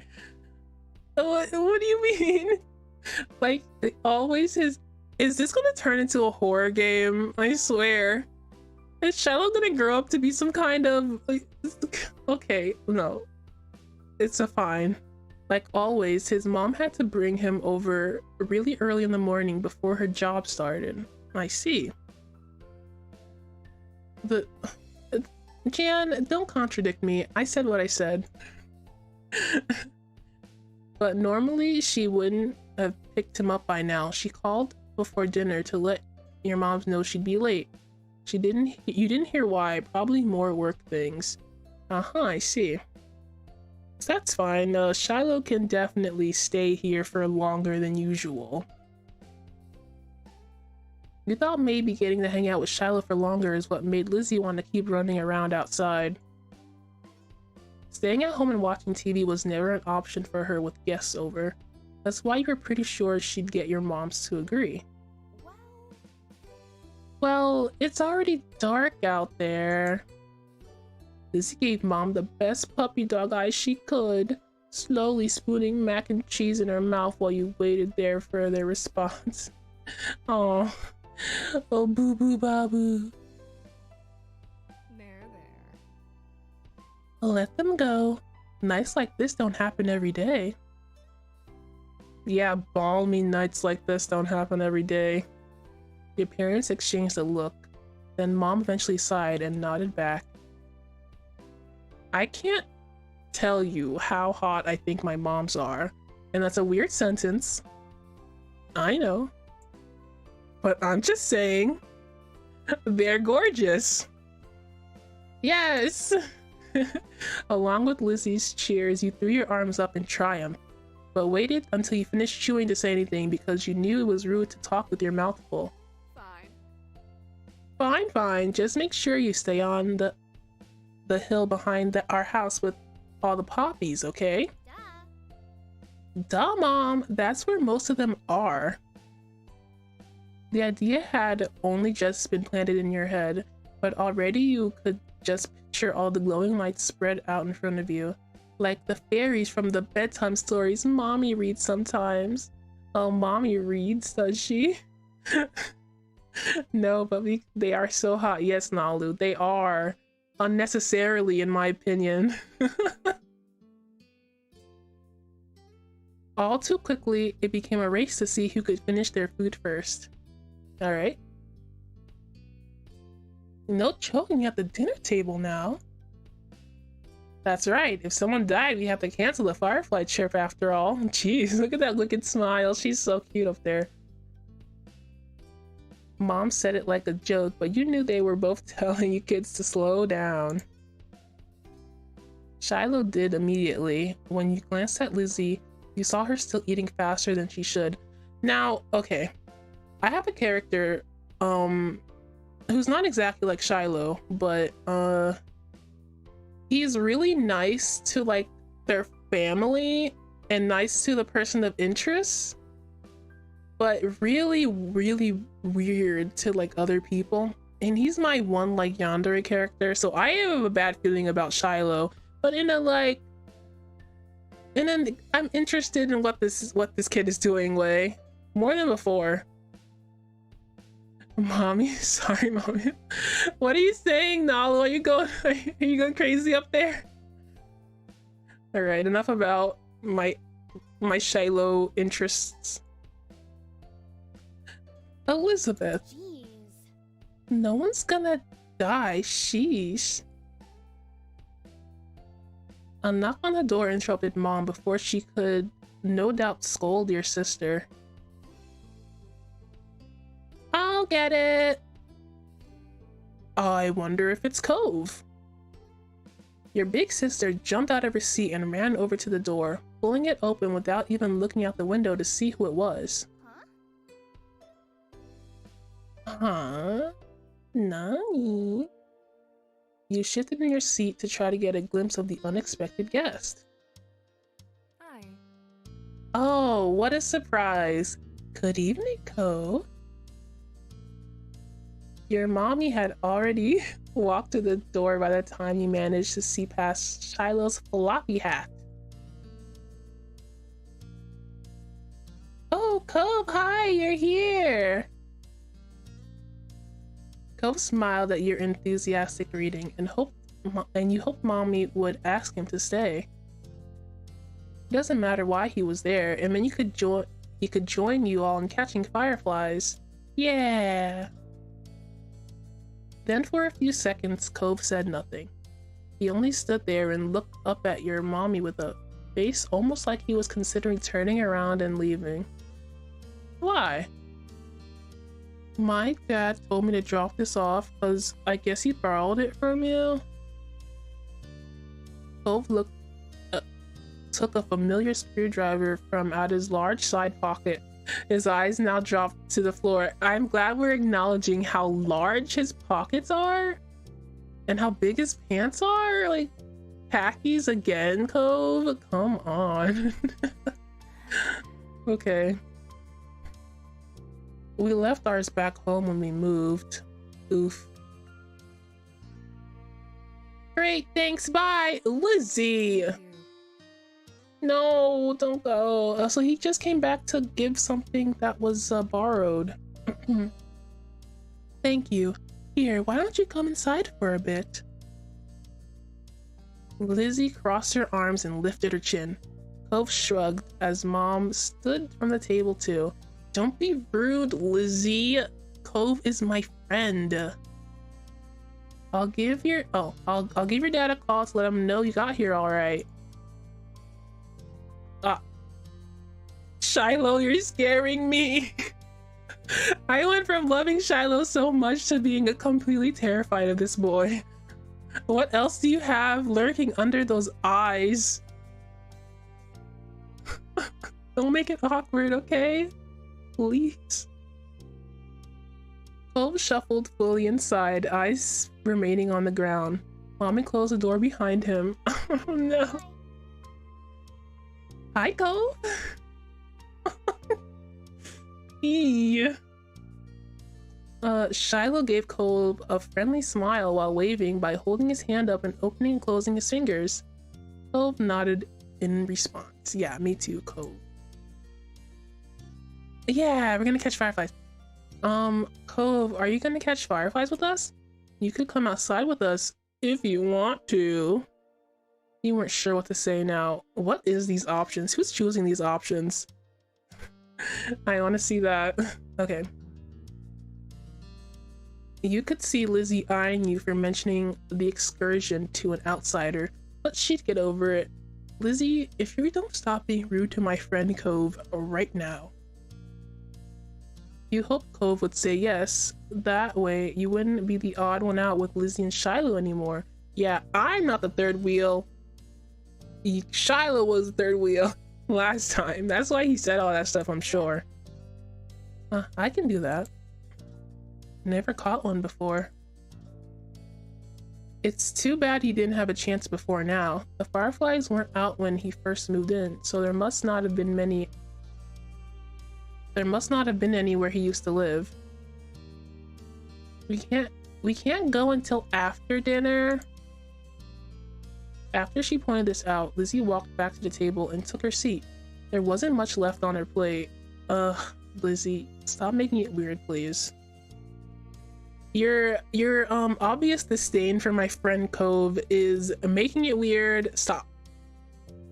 Since this was very true, you decided to finish up your own stuff as well. I thought I was choking, I was eating so fast. Cove stepped closer and eyed what was on the menu for your family's meal. We have to offer him some, right? We can't just eat without him, now that he's here. Have you eaten yet? Yeah, my dad and I ate earlier. What did you have? Look at that cheeky little smile. Like, did you have like bugs or something? Because you're so weird. That's what he's thinking, Shiloh. Eggs.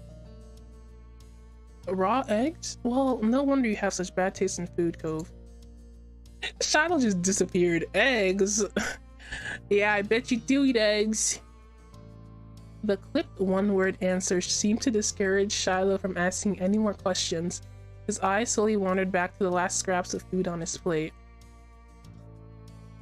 Her phone call with Cove's dad must have ended because your moms came back into the room. Oh, your mom came back.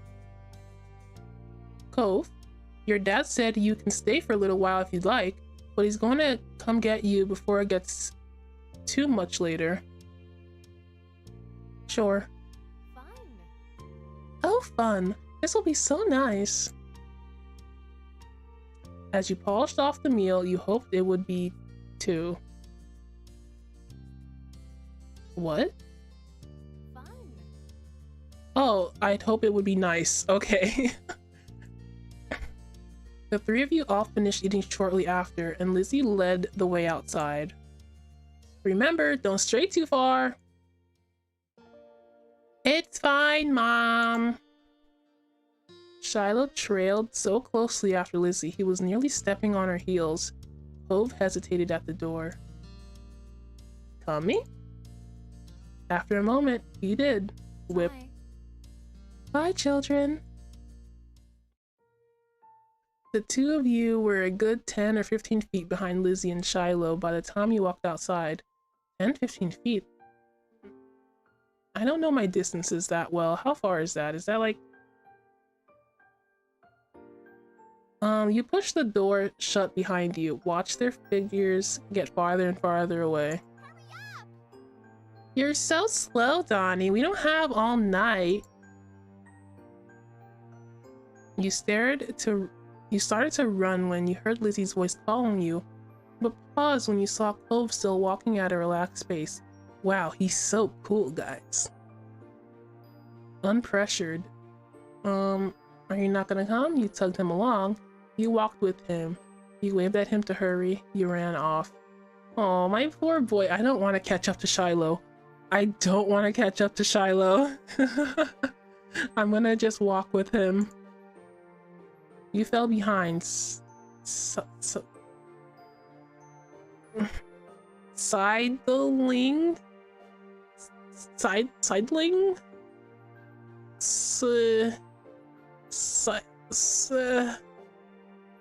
Siding up next to him and matching his stride. He noticed right away. Alright. You can go ahead if you want. You smile and shake your head. I don't. Fireflies! Oh my god, it's all animated. The budget is crazy. Animation. After a short while, the two of you reached the hill behind the house. The fireflies were out in full force, floating on the breeze, their gentle glow winking in and out and creating an almost magical effect. Lizzie had already climbed to the top. Shiloh was spinning in circles somewhere in the middle. Wow. Oh. Shiloh took a moment to come over and welcome the both of you to the hill. Shiloh, please don't do anything. I'm tired of you. Hi guys, it's really great out, huh? See how many there are? Yeah. A firefly danced through the air, landing on Cove's green head. Sea green head. Floating lights poggers, hell yeah, we got the budget now, boys. Shiloh couldn't help but giggle. You and Shiloh couldn't help but giggle. Am I controlling Shiloh at this very moment? Why does this decision include him? You quietly looked on. You shooed the bug away. What kind of kid am I? Like, I just shoot the bug away? Like, oh, get out of me. You're such a nasty little creature that's gonna eat me. My mom told me you're gonna eat me. Okay. It's enough trauma. We'll both giggle. If Shiloh's gonna giggle, I'll giggle. Covering your mouth with a hand, the sound escaped you, and Cove looked at you in confusion. What? Oh, did you see that look? Oh my god, he just faded away. Oh look, Lizzie has one. That's amazing. Oh, Lizzie's doing something? I better hop myself on over there. Shiloh ran to the highest point of the hill, making sure not to lose his hat or backpack along the way. You hummed as the group divided and conquered, shifting your gaze to the dozens of other fireflies sailing around. The game was on. What game? I'm lost. You had a bandage on your thumb and you tried to be cautious about that. Wait. Why do I have a bandage on my thumb? What happened? That's canon. You had a bandage on your palm and you tried to be cautious of that. What's the difference? You had 2 bandages on your hand and you tried to be cautious of that. You were good at not getting cuts or scratches, so you weren't worried about that. Why do I have so many bandages? I know in Animal Crossing I just slap bandages on myself. But why do I have so many bandages? Why is that so many options?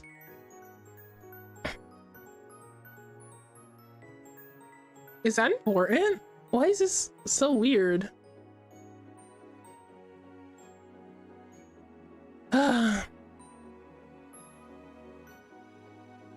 Why do they want that? Why do they wish me harm?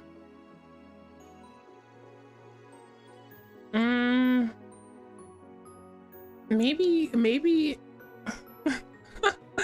what is this? This is weird.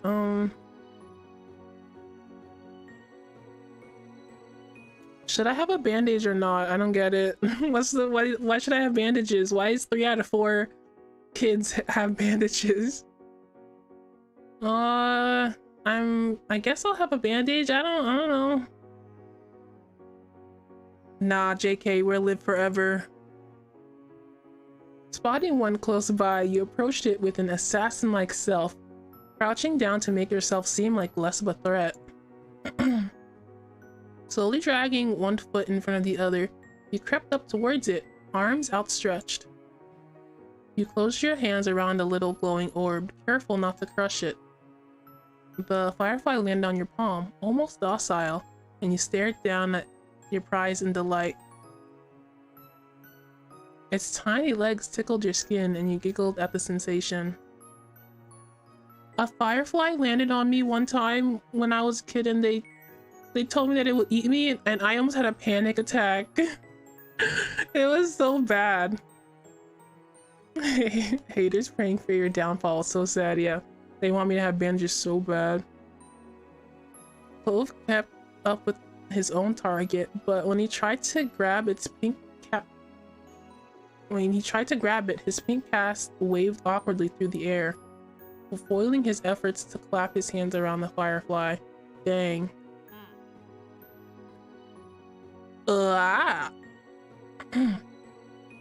Cole watched it vanish into thin air with a dissatisfied expression on his face.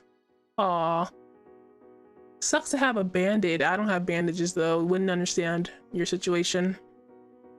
You encouraged him to try again. You told him about the firefly you had. You made a joke about what happened. You did your own thing. I'm just gonna go over here and do my own thing. I don't care about Cove. She just came to hang out with me specifically. Anyway. Try again, buddy. If you fail again, I might laugh that time. You'll get the next one.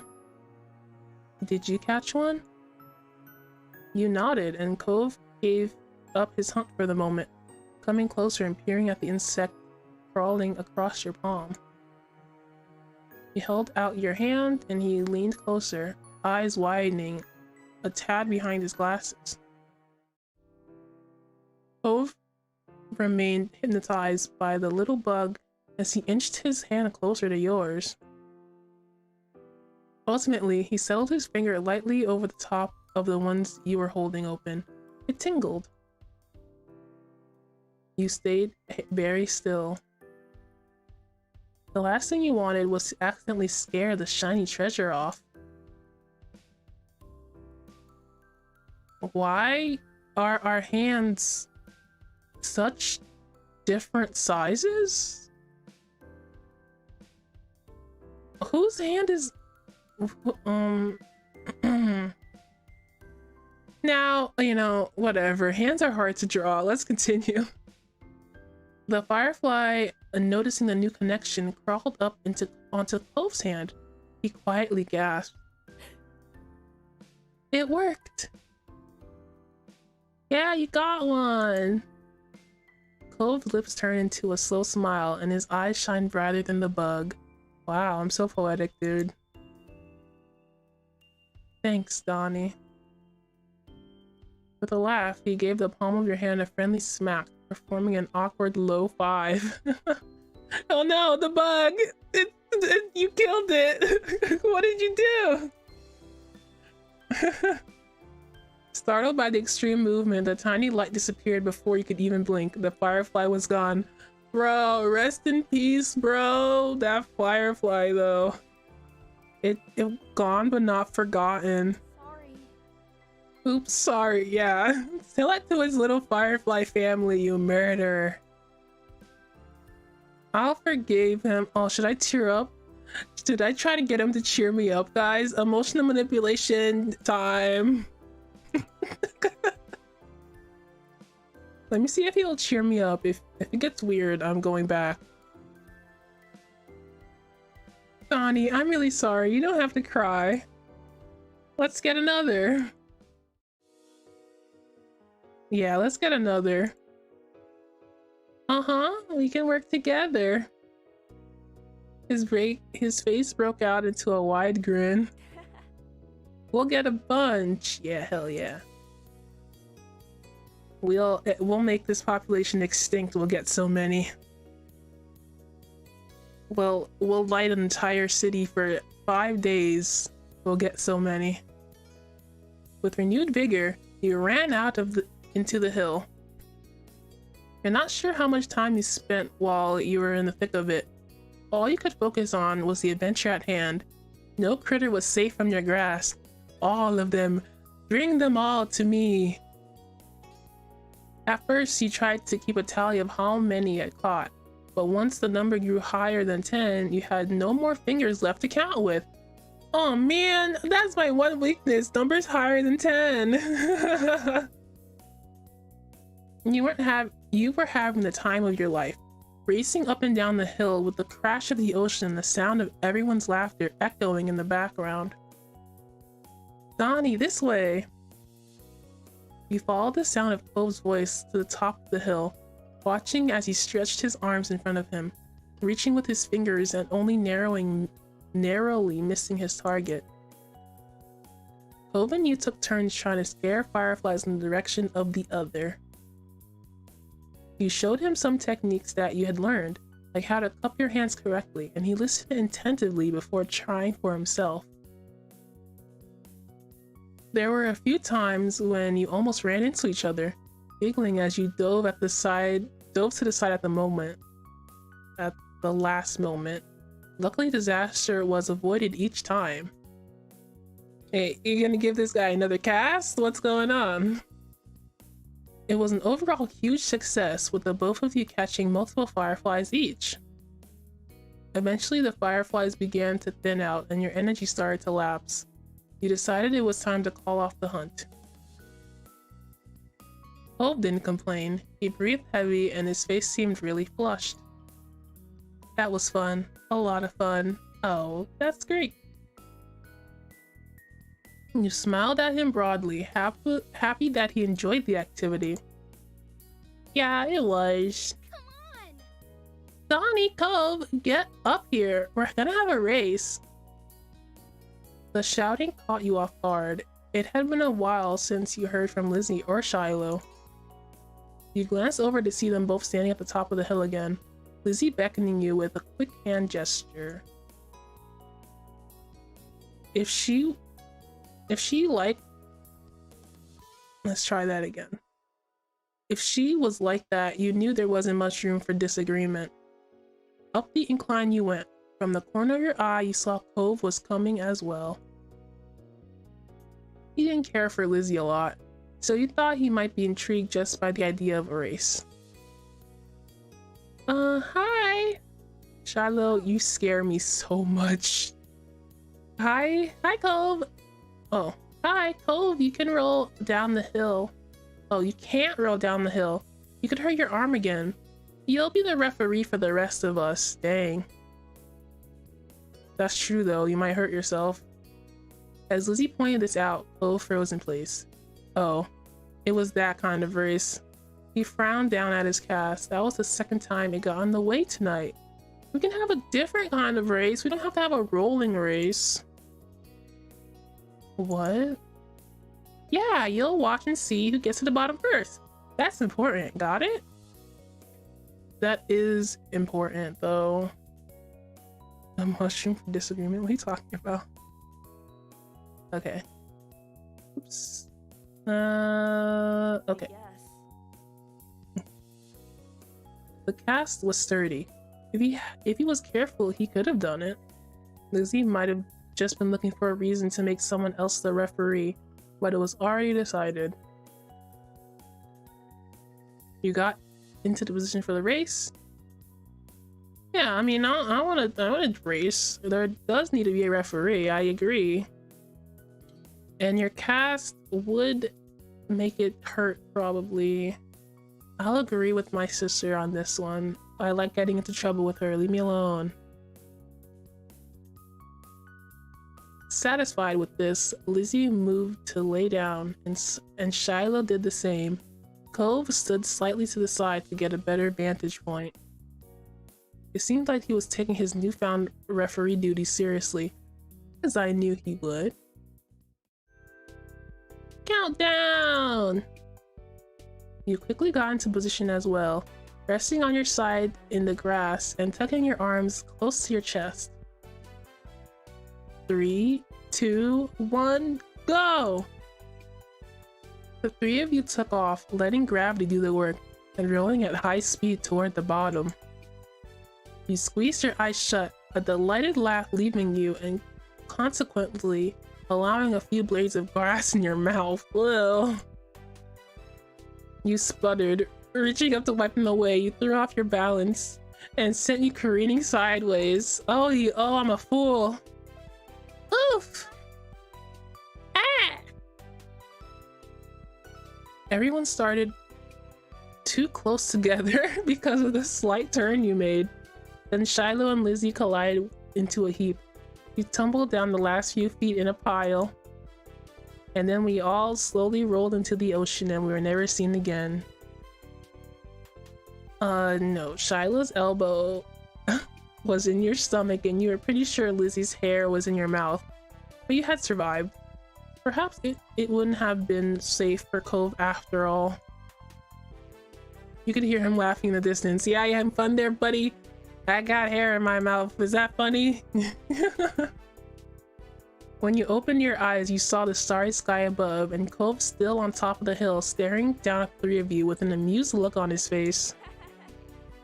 Hey, cool crash. I think Shiloh was the first one at the bottom. That didn't count. We need a redo. Kids, it's time to come in. No. You sighed, not knowing if it was from contentment or exasperation, and closed your eyes again. It had gotten late and was beginning to feel just a bit chilly as you made your way up the hills, but the cold in the air hadn't dampened anyone's spirits. It was balmy outside, so it could have dampened anything. The four of you walked back home together side by side down your neighborhood street, discussing the evening. I'm sorry, that's kind of funny. Discussing the evening of merriment we had and the technical issues the referee had to had to make, the calls he had to make, with each person trying to prove they were the one who caught the most fireflies. You knew that whoever really did catch the most didn't matter much anyway. All that mattered was that you all had a good time, which, judging by the smiles on everyone's face, you did. Ah! We did it. We got through everything that wasn't DLC, and you know, I probably will get the DLC, not for stream though. I just kind of like reading it, but I'm gonna throw out my voice again if I just try to do all of it. So now that we've done that, that was a really good ending. Usually it ends super awkwardly and horrible, but this time it was good. And now we press and then summer ended, and we're gonna get some options, I think.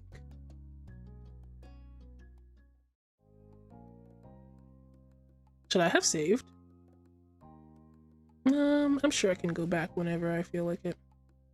Oh, our mommies are talking? Alright, queens, go off. I'll never get tired of that view. You stood behind your moms, Lizzie and Cove, as the five of you watched the sun dip into the ocean somewhere far, far away. Summer's ending, guys. You like to imagine it cooling off in the water, resting itself before getting ready to shine brightly again tomorrow. That was a fun day. I didn't know they had magicians on the shopping street now. Oh, did you read that, Mom? Did you read that part where there was magicians? Magic Man. Neither did I. Oh no, we're so dull. Let's get out more. Yeah, Mom, party. He didn't do real magic, Mom. How do you figure that out? Duh. 'Cause I know. That's not what real magic looks like. Oh, Lizzie dear, there are all kinds of magic in this world. Like, mermaids, witches. I'm just saying. Lizzie gave Mommy a suspicious look, but didn't dispute the claim. You looked over at Cove, who hadn't said a word since you started home. He didn't look upset, though just content. You're aware he still hadn't quite warmed up to your parents. Well, we can't just sit out here all night. Time to hurry and get home. Time to hurry home and get cooking. Who's helping with dinner? Lizzie immediately let out a groan. Mom, summer's almost over. The protest was obvious. You could practically see school on the horizon. You certainly didn't want to spend your last bits of freedom cooking dinner. You could do that any other day. Aw. The last summer night's dinner? That sounds nice. Please, can we just play a little longer? You have to keep playing before it's too late. It is almost over. You put on your best puppy dog eyes. Lizzie may not want to, but you planned on going home. Man, I like to eat, and I would love to spend my last minutes on this earth eating a food.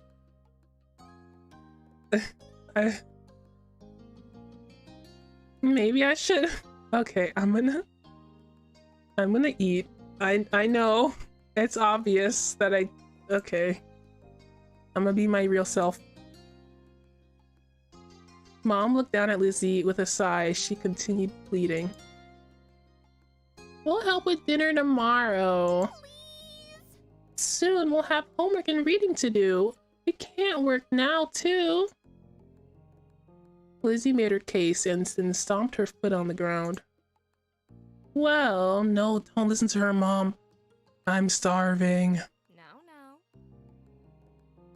Oh, come on, Pam. I can help you with dinner. Mommy leaned in for a hug, and you knew that Lizzie was very close to victory. Okay. All right. But as soon as dinner's ready, you lot are coming inside, understood? Lizzie, you screwed me, and I won't forget this. Yes, Mom. Cove, dear, you're welcome to join us as well. Oh, I forgot that Cole was here. If I had remembered, I would have pleaded with Liz a bit more, but I totally forgot his presence when I heard food.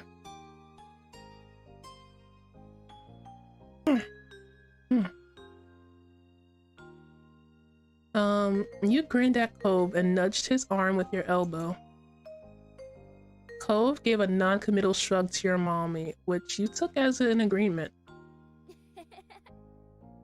So much to do, so little time. Maybe I could just get the seashell bracelet at times and trinkets? Or maybe the playground? Or the fireflies could probably be coming out, right? Don't I get a say in this? You silently made your own plans. We can't go too far. I'm going home. I can't go home now that I realize that Cove is here. I'll silently make my own plans.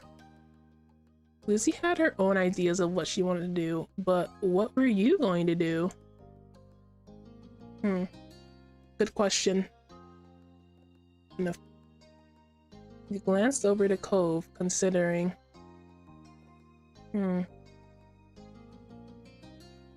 A strong gust of wind made you shiver. Lizzie huffed as she wrapped her arms around herself. Summer's really over, huh? The autumn wind is coming. It's coming for you. Doesn't the wind know that summer's not over yet? That's all Lizzie said before abruptly turning on her heel and heading off into the direction your mother's had gone. She's just gonna go home. She got a little cold, now she's going home. After pleading like that? Where are you going? I'm going to my room. I have lots of plans if I want to make it. I have lots to plan if I want to make the most out of tomorrow. You thought this over, looking off toward the water again. Lizzie didn't wait, and before long she disappeared off down the road. Dang, girl. Dang. Meanwhile, Cove was going in the opposite direction, heading for the beach. As he does, he is a mermaid. Of course I stayed with Cove. Where am I gonna leave this kid on the beach by himself? Cove gave you a smile that you couldn't help but return. Cool. Yeah. We're both cool now. He made a little gesture that you interpreted as follow me, and started. What did he do? Did he do a little thing with his finger like, come here? Or what? Because that's the only thing I can think of. That's so funny to think about. And then started heading to the waves. He doesn't look that excited. Cove knelt down, picking up something you quickly identified as a smooth rock. He reared his arm back, then tossed it out into the water. Oh, let's see if you're good at this. You were impressed over how far he got it to go. It sailed way out to the sea. Oh, I'm predicting his wait. It wasn't a long throw, but he didn't care to try for that. Like, wait. It was a good toss. That was pretty neat. Oh, that was kind of cool, I guess. It wasn't that impressive. He just threw a rock. Kind of lame. The rock sunk kind of like a rock and fell back down almost right after he tossed it. I'm deciding how good he is at skipping stones. That's kind of funny. Why am I deciding people's fates in these last few options? I'm gonna do this one. He seems like a cool guy. Like, I'm just throwing rocks. I'm not trying to be impressive. We can't skip rocks in the ocean? Who's gonna stop us? What are you doing? You look for your own. I'm gonna throw rocks too, dang it. Deciding to join Cove, you searched nearby for any rocks or shells that you could throw too. You found a shell that would suit your purposes, a smile growing as you tossed it as hard as you could. It landed with a wet-sounding thunk a few feet away and slipped down into the water. He looked over at Cove. He didn't seem to notice that his throw had been more impressive. Cove was looking down at his cast, scratching idly at the pink surface, even though you're pretty sure he couldn't feel it. So, I mean, I guess it's lucky that it's his left arm. Like, if he's not left-handed, of course. His brows were furrowed, and there was a frown on his face. What's wrong, Cove? It's not fair. I had to wear this cast for ages. I can't even swim. Aw, baby Babu.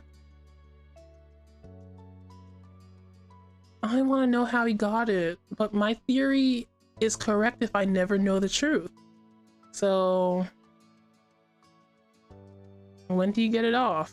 You know, yeah, my theory is correct as long as I never know the truth. That's good. What? Yeah. Cove shrugged and didn't say anything. For a second, you thought maybe he didn't know, but he finally sighed. A few weeks. Yeah, it's not bad. Come on. That's not very long at all. That's just a while away. Oh, that is a while away. You didn't think a few weeks was that bad. I mean, it's quite a while. You hoped the upcoming weeks flew by for Cove. It was clear how badly he wanted it off. Aw, Babu, you're gonna cry, you're gonna cry? Cove let out a huff, flopping down into the sand. I can't believe summer's almost over.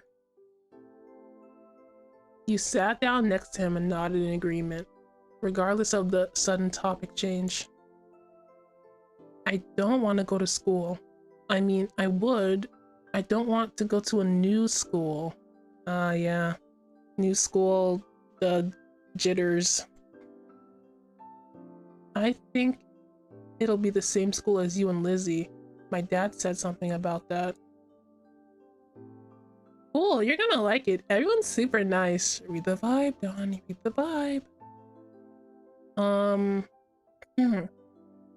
You'd only ever been to one school, but you were sure that his old school couldn't have been that much better. Then again, he did have to make new friends and meet new teachers. It would be kind of scary. I doubt this kid had friends, seeing as his dad paid me to be one.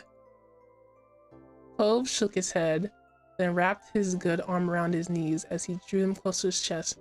Or maybe he did have friends and that's why he was so upset. But he never talks about them, so I don't know. I have no idea about his past. Oh, he is gonna cry. You heard a sniffling sound, and when you took a look at his face, you realized that his eyes were wet. Oh, you have tears. I want to go home. Aw, this is your home. Don't worry about it. Me not saying anything. You never had to move before, but you thought you could understand. If you had to go to a new school all of a sudden with all new people, you'd probably be dreading it too. There was a time in my life where I would be upset if I had to leave my school, but for the most part, I really enjoyed leaving and starting new. I don't know why. Even now, I could just go off somewhere else and be completely happy with that. So, I don't know. I think it's sad to leave friends, but also it's exciting. Because you might make even newer friends and newer experiences. I've been in the same place for a long time, so it'd just be nice to do something new. Even though you sort of maybe understood, you still weren't sure how to help. Okay, so I'll see you later, I guess. Cove gave his head a small shake. No, I want to go back home. You're not gonna run away, are you? Don't Don't do that. You have so much here, like the ocean that you love so much. Come on.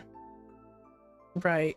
Cove wanted to go back to his old home, one that sat waiting someplace far from here, the one he would bring up whenever he felt this sad. It had been a while since he'd moved in, but he didn't seem to feel any better about being here. He settled back down into the sand, trying to consider what to do. This can be your home. This is your home. You have no choice. You are a child. It's a really nice home if you give it a chance. Cove didn't respond to that. He just tightened his arm around his knees, resting his chin on them. Dang. You're not gonna leave, right? You'll still be around? The question was a little surprising. Not really. Duh, I'm gonna be here forever. I'm 5 years old and I think I'll be here forever. No, that's not true. I'm actually 8. It's very important. Your parents would have mentioned it if you're going to move or something, right? Yeah, there's no fear of moving. After a second, Cove gave a little nod. Once again, my cast off, we could go swimming. You were fine with him changing the subject again. Yeah, Cove, that'd be fun. Cove smiled, then looked back to the waves. My dad keeps saying I'll get used to everything eventually, that I'd feel better then. It used to make me angry. I didn't want to get used to everything. He spared a glance over at Cove and saw the anger had slipped off his face in favor of something almost puzzled. But maybe that would be okay after all, as long as I really do feel better. I can't see it. You could remember a long time ago when you first started going to school. You had absolutely not been okay with the idea of being away from your parents for most of the day. To listen to strangers tell you what to do and sit with kids you never met before. That is not my personal experience. Like I said, I've always been someone who's liked meeting new people, even though I'm terribly introverted. When I was a kid, I loved going to school. I was a very much, take me to school right now. Right now. I love it. I love everyone there. My teachers are nice. I get free food. Everything's great. Things changing is hard. It's not that hard. Depends on the change. I can't relate to kids. I didn't realize how much I didn't relate to this. You held his hand. Oh, that's so cute. What did I say before? Wait, what did you say? What did you say? I can't see it. I'll make sure you do. Oh no, I'm gonna hold his hand. Let's save this. If I have the option. This is a nice anime moment. You're not quite sure what to say, so instead you reach out and take hold of Cove's hand. The one closest to you is the one in his cast, so you make sure you are very gentle. As you watch, Cove's eyes got a little misty once more. Aw, he's so cute. You got the feeling that they were different tears from the ones from before, though. I hope next summer I'll surf or go exploring and everything will feel like it's supposed to again. Hey man, is Cove gonna turn into a surfer dude when he's older? That's dope. You will. It will. The two of you sat quietly, just taking in the sounds of the waves. You hoped that Cove would be able to accept this place as his new home. You definitely try to help in what ways you could. There were so many wonderful things here Cove probably had never seen yet. Lost in thought, you started a bit when you heard a faint, familiar started? I don't like this word being used in different contexts. It always tricks me up. You started? What does that mean? Started what? What did I start? I don't get it. Maybe I was startled a bit when you heard a faint familiar sound. Started? I'm sorry, this is so nitpicky. The sound of your mom shouting your name. You looked over your shoulder, realizing it was probably time for dinner. Yes. Yes, what do you got for me, mommy? Time had really gone by fast. You stood and dusted the sand off yourself. My mom's calling. It's time for dinner. You should come. Clove looked up at you, expression screaming reluctance. Yet ultimately, okay. Man, he's just like Shiloh. I'll go wherever you go. When you smiled, Cove returned one of his own. Donnie, thanks. Oh, he said at the same time I did. It was nice. You were right. You were right then.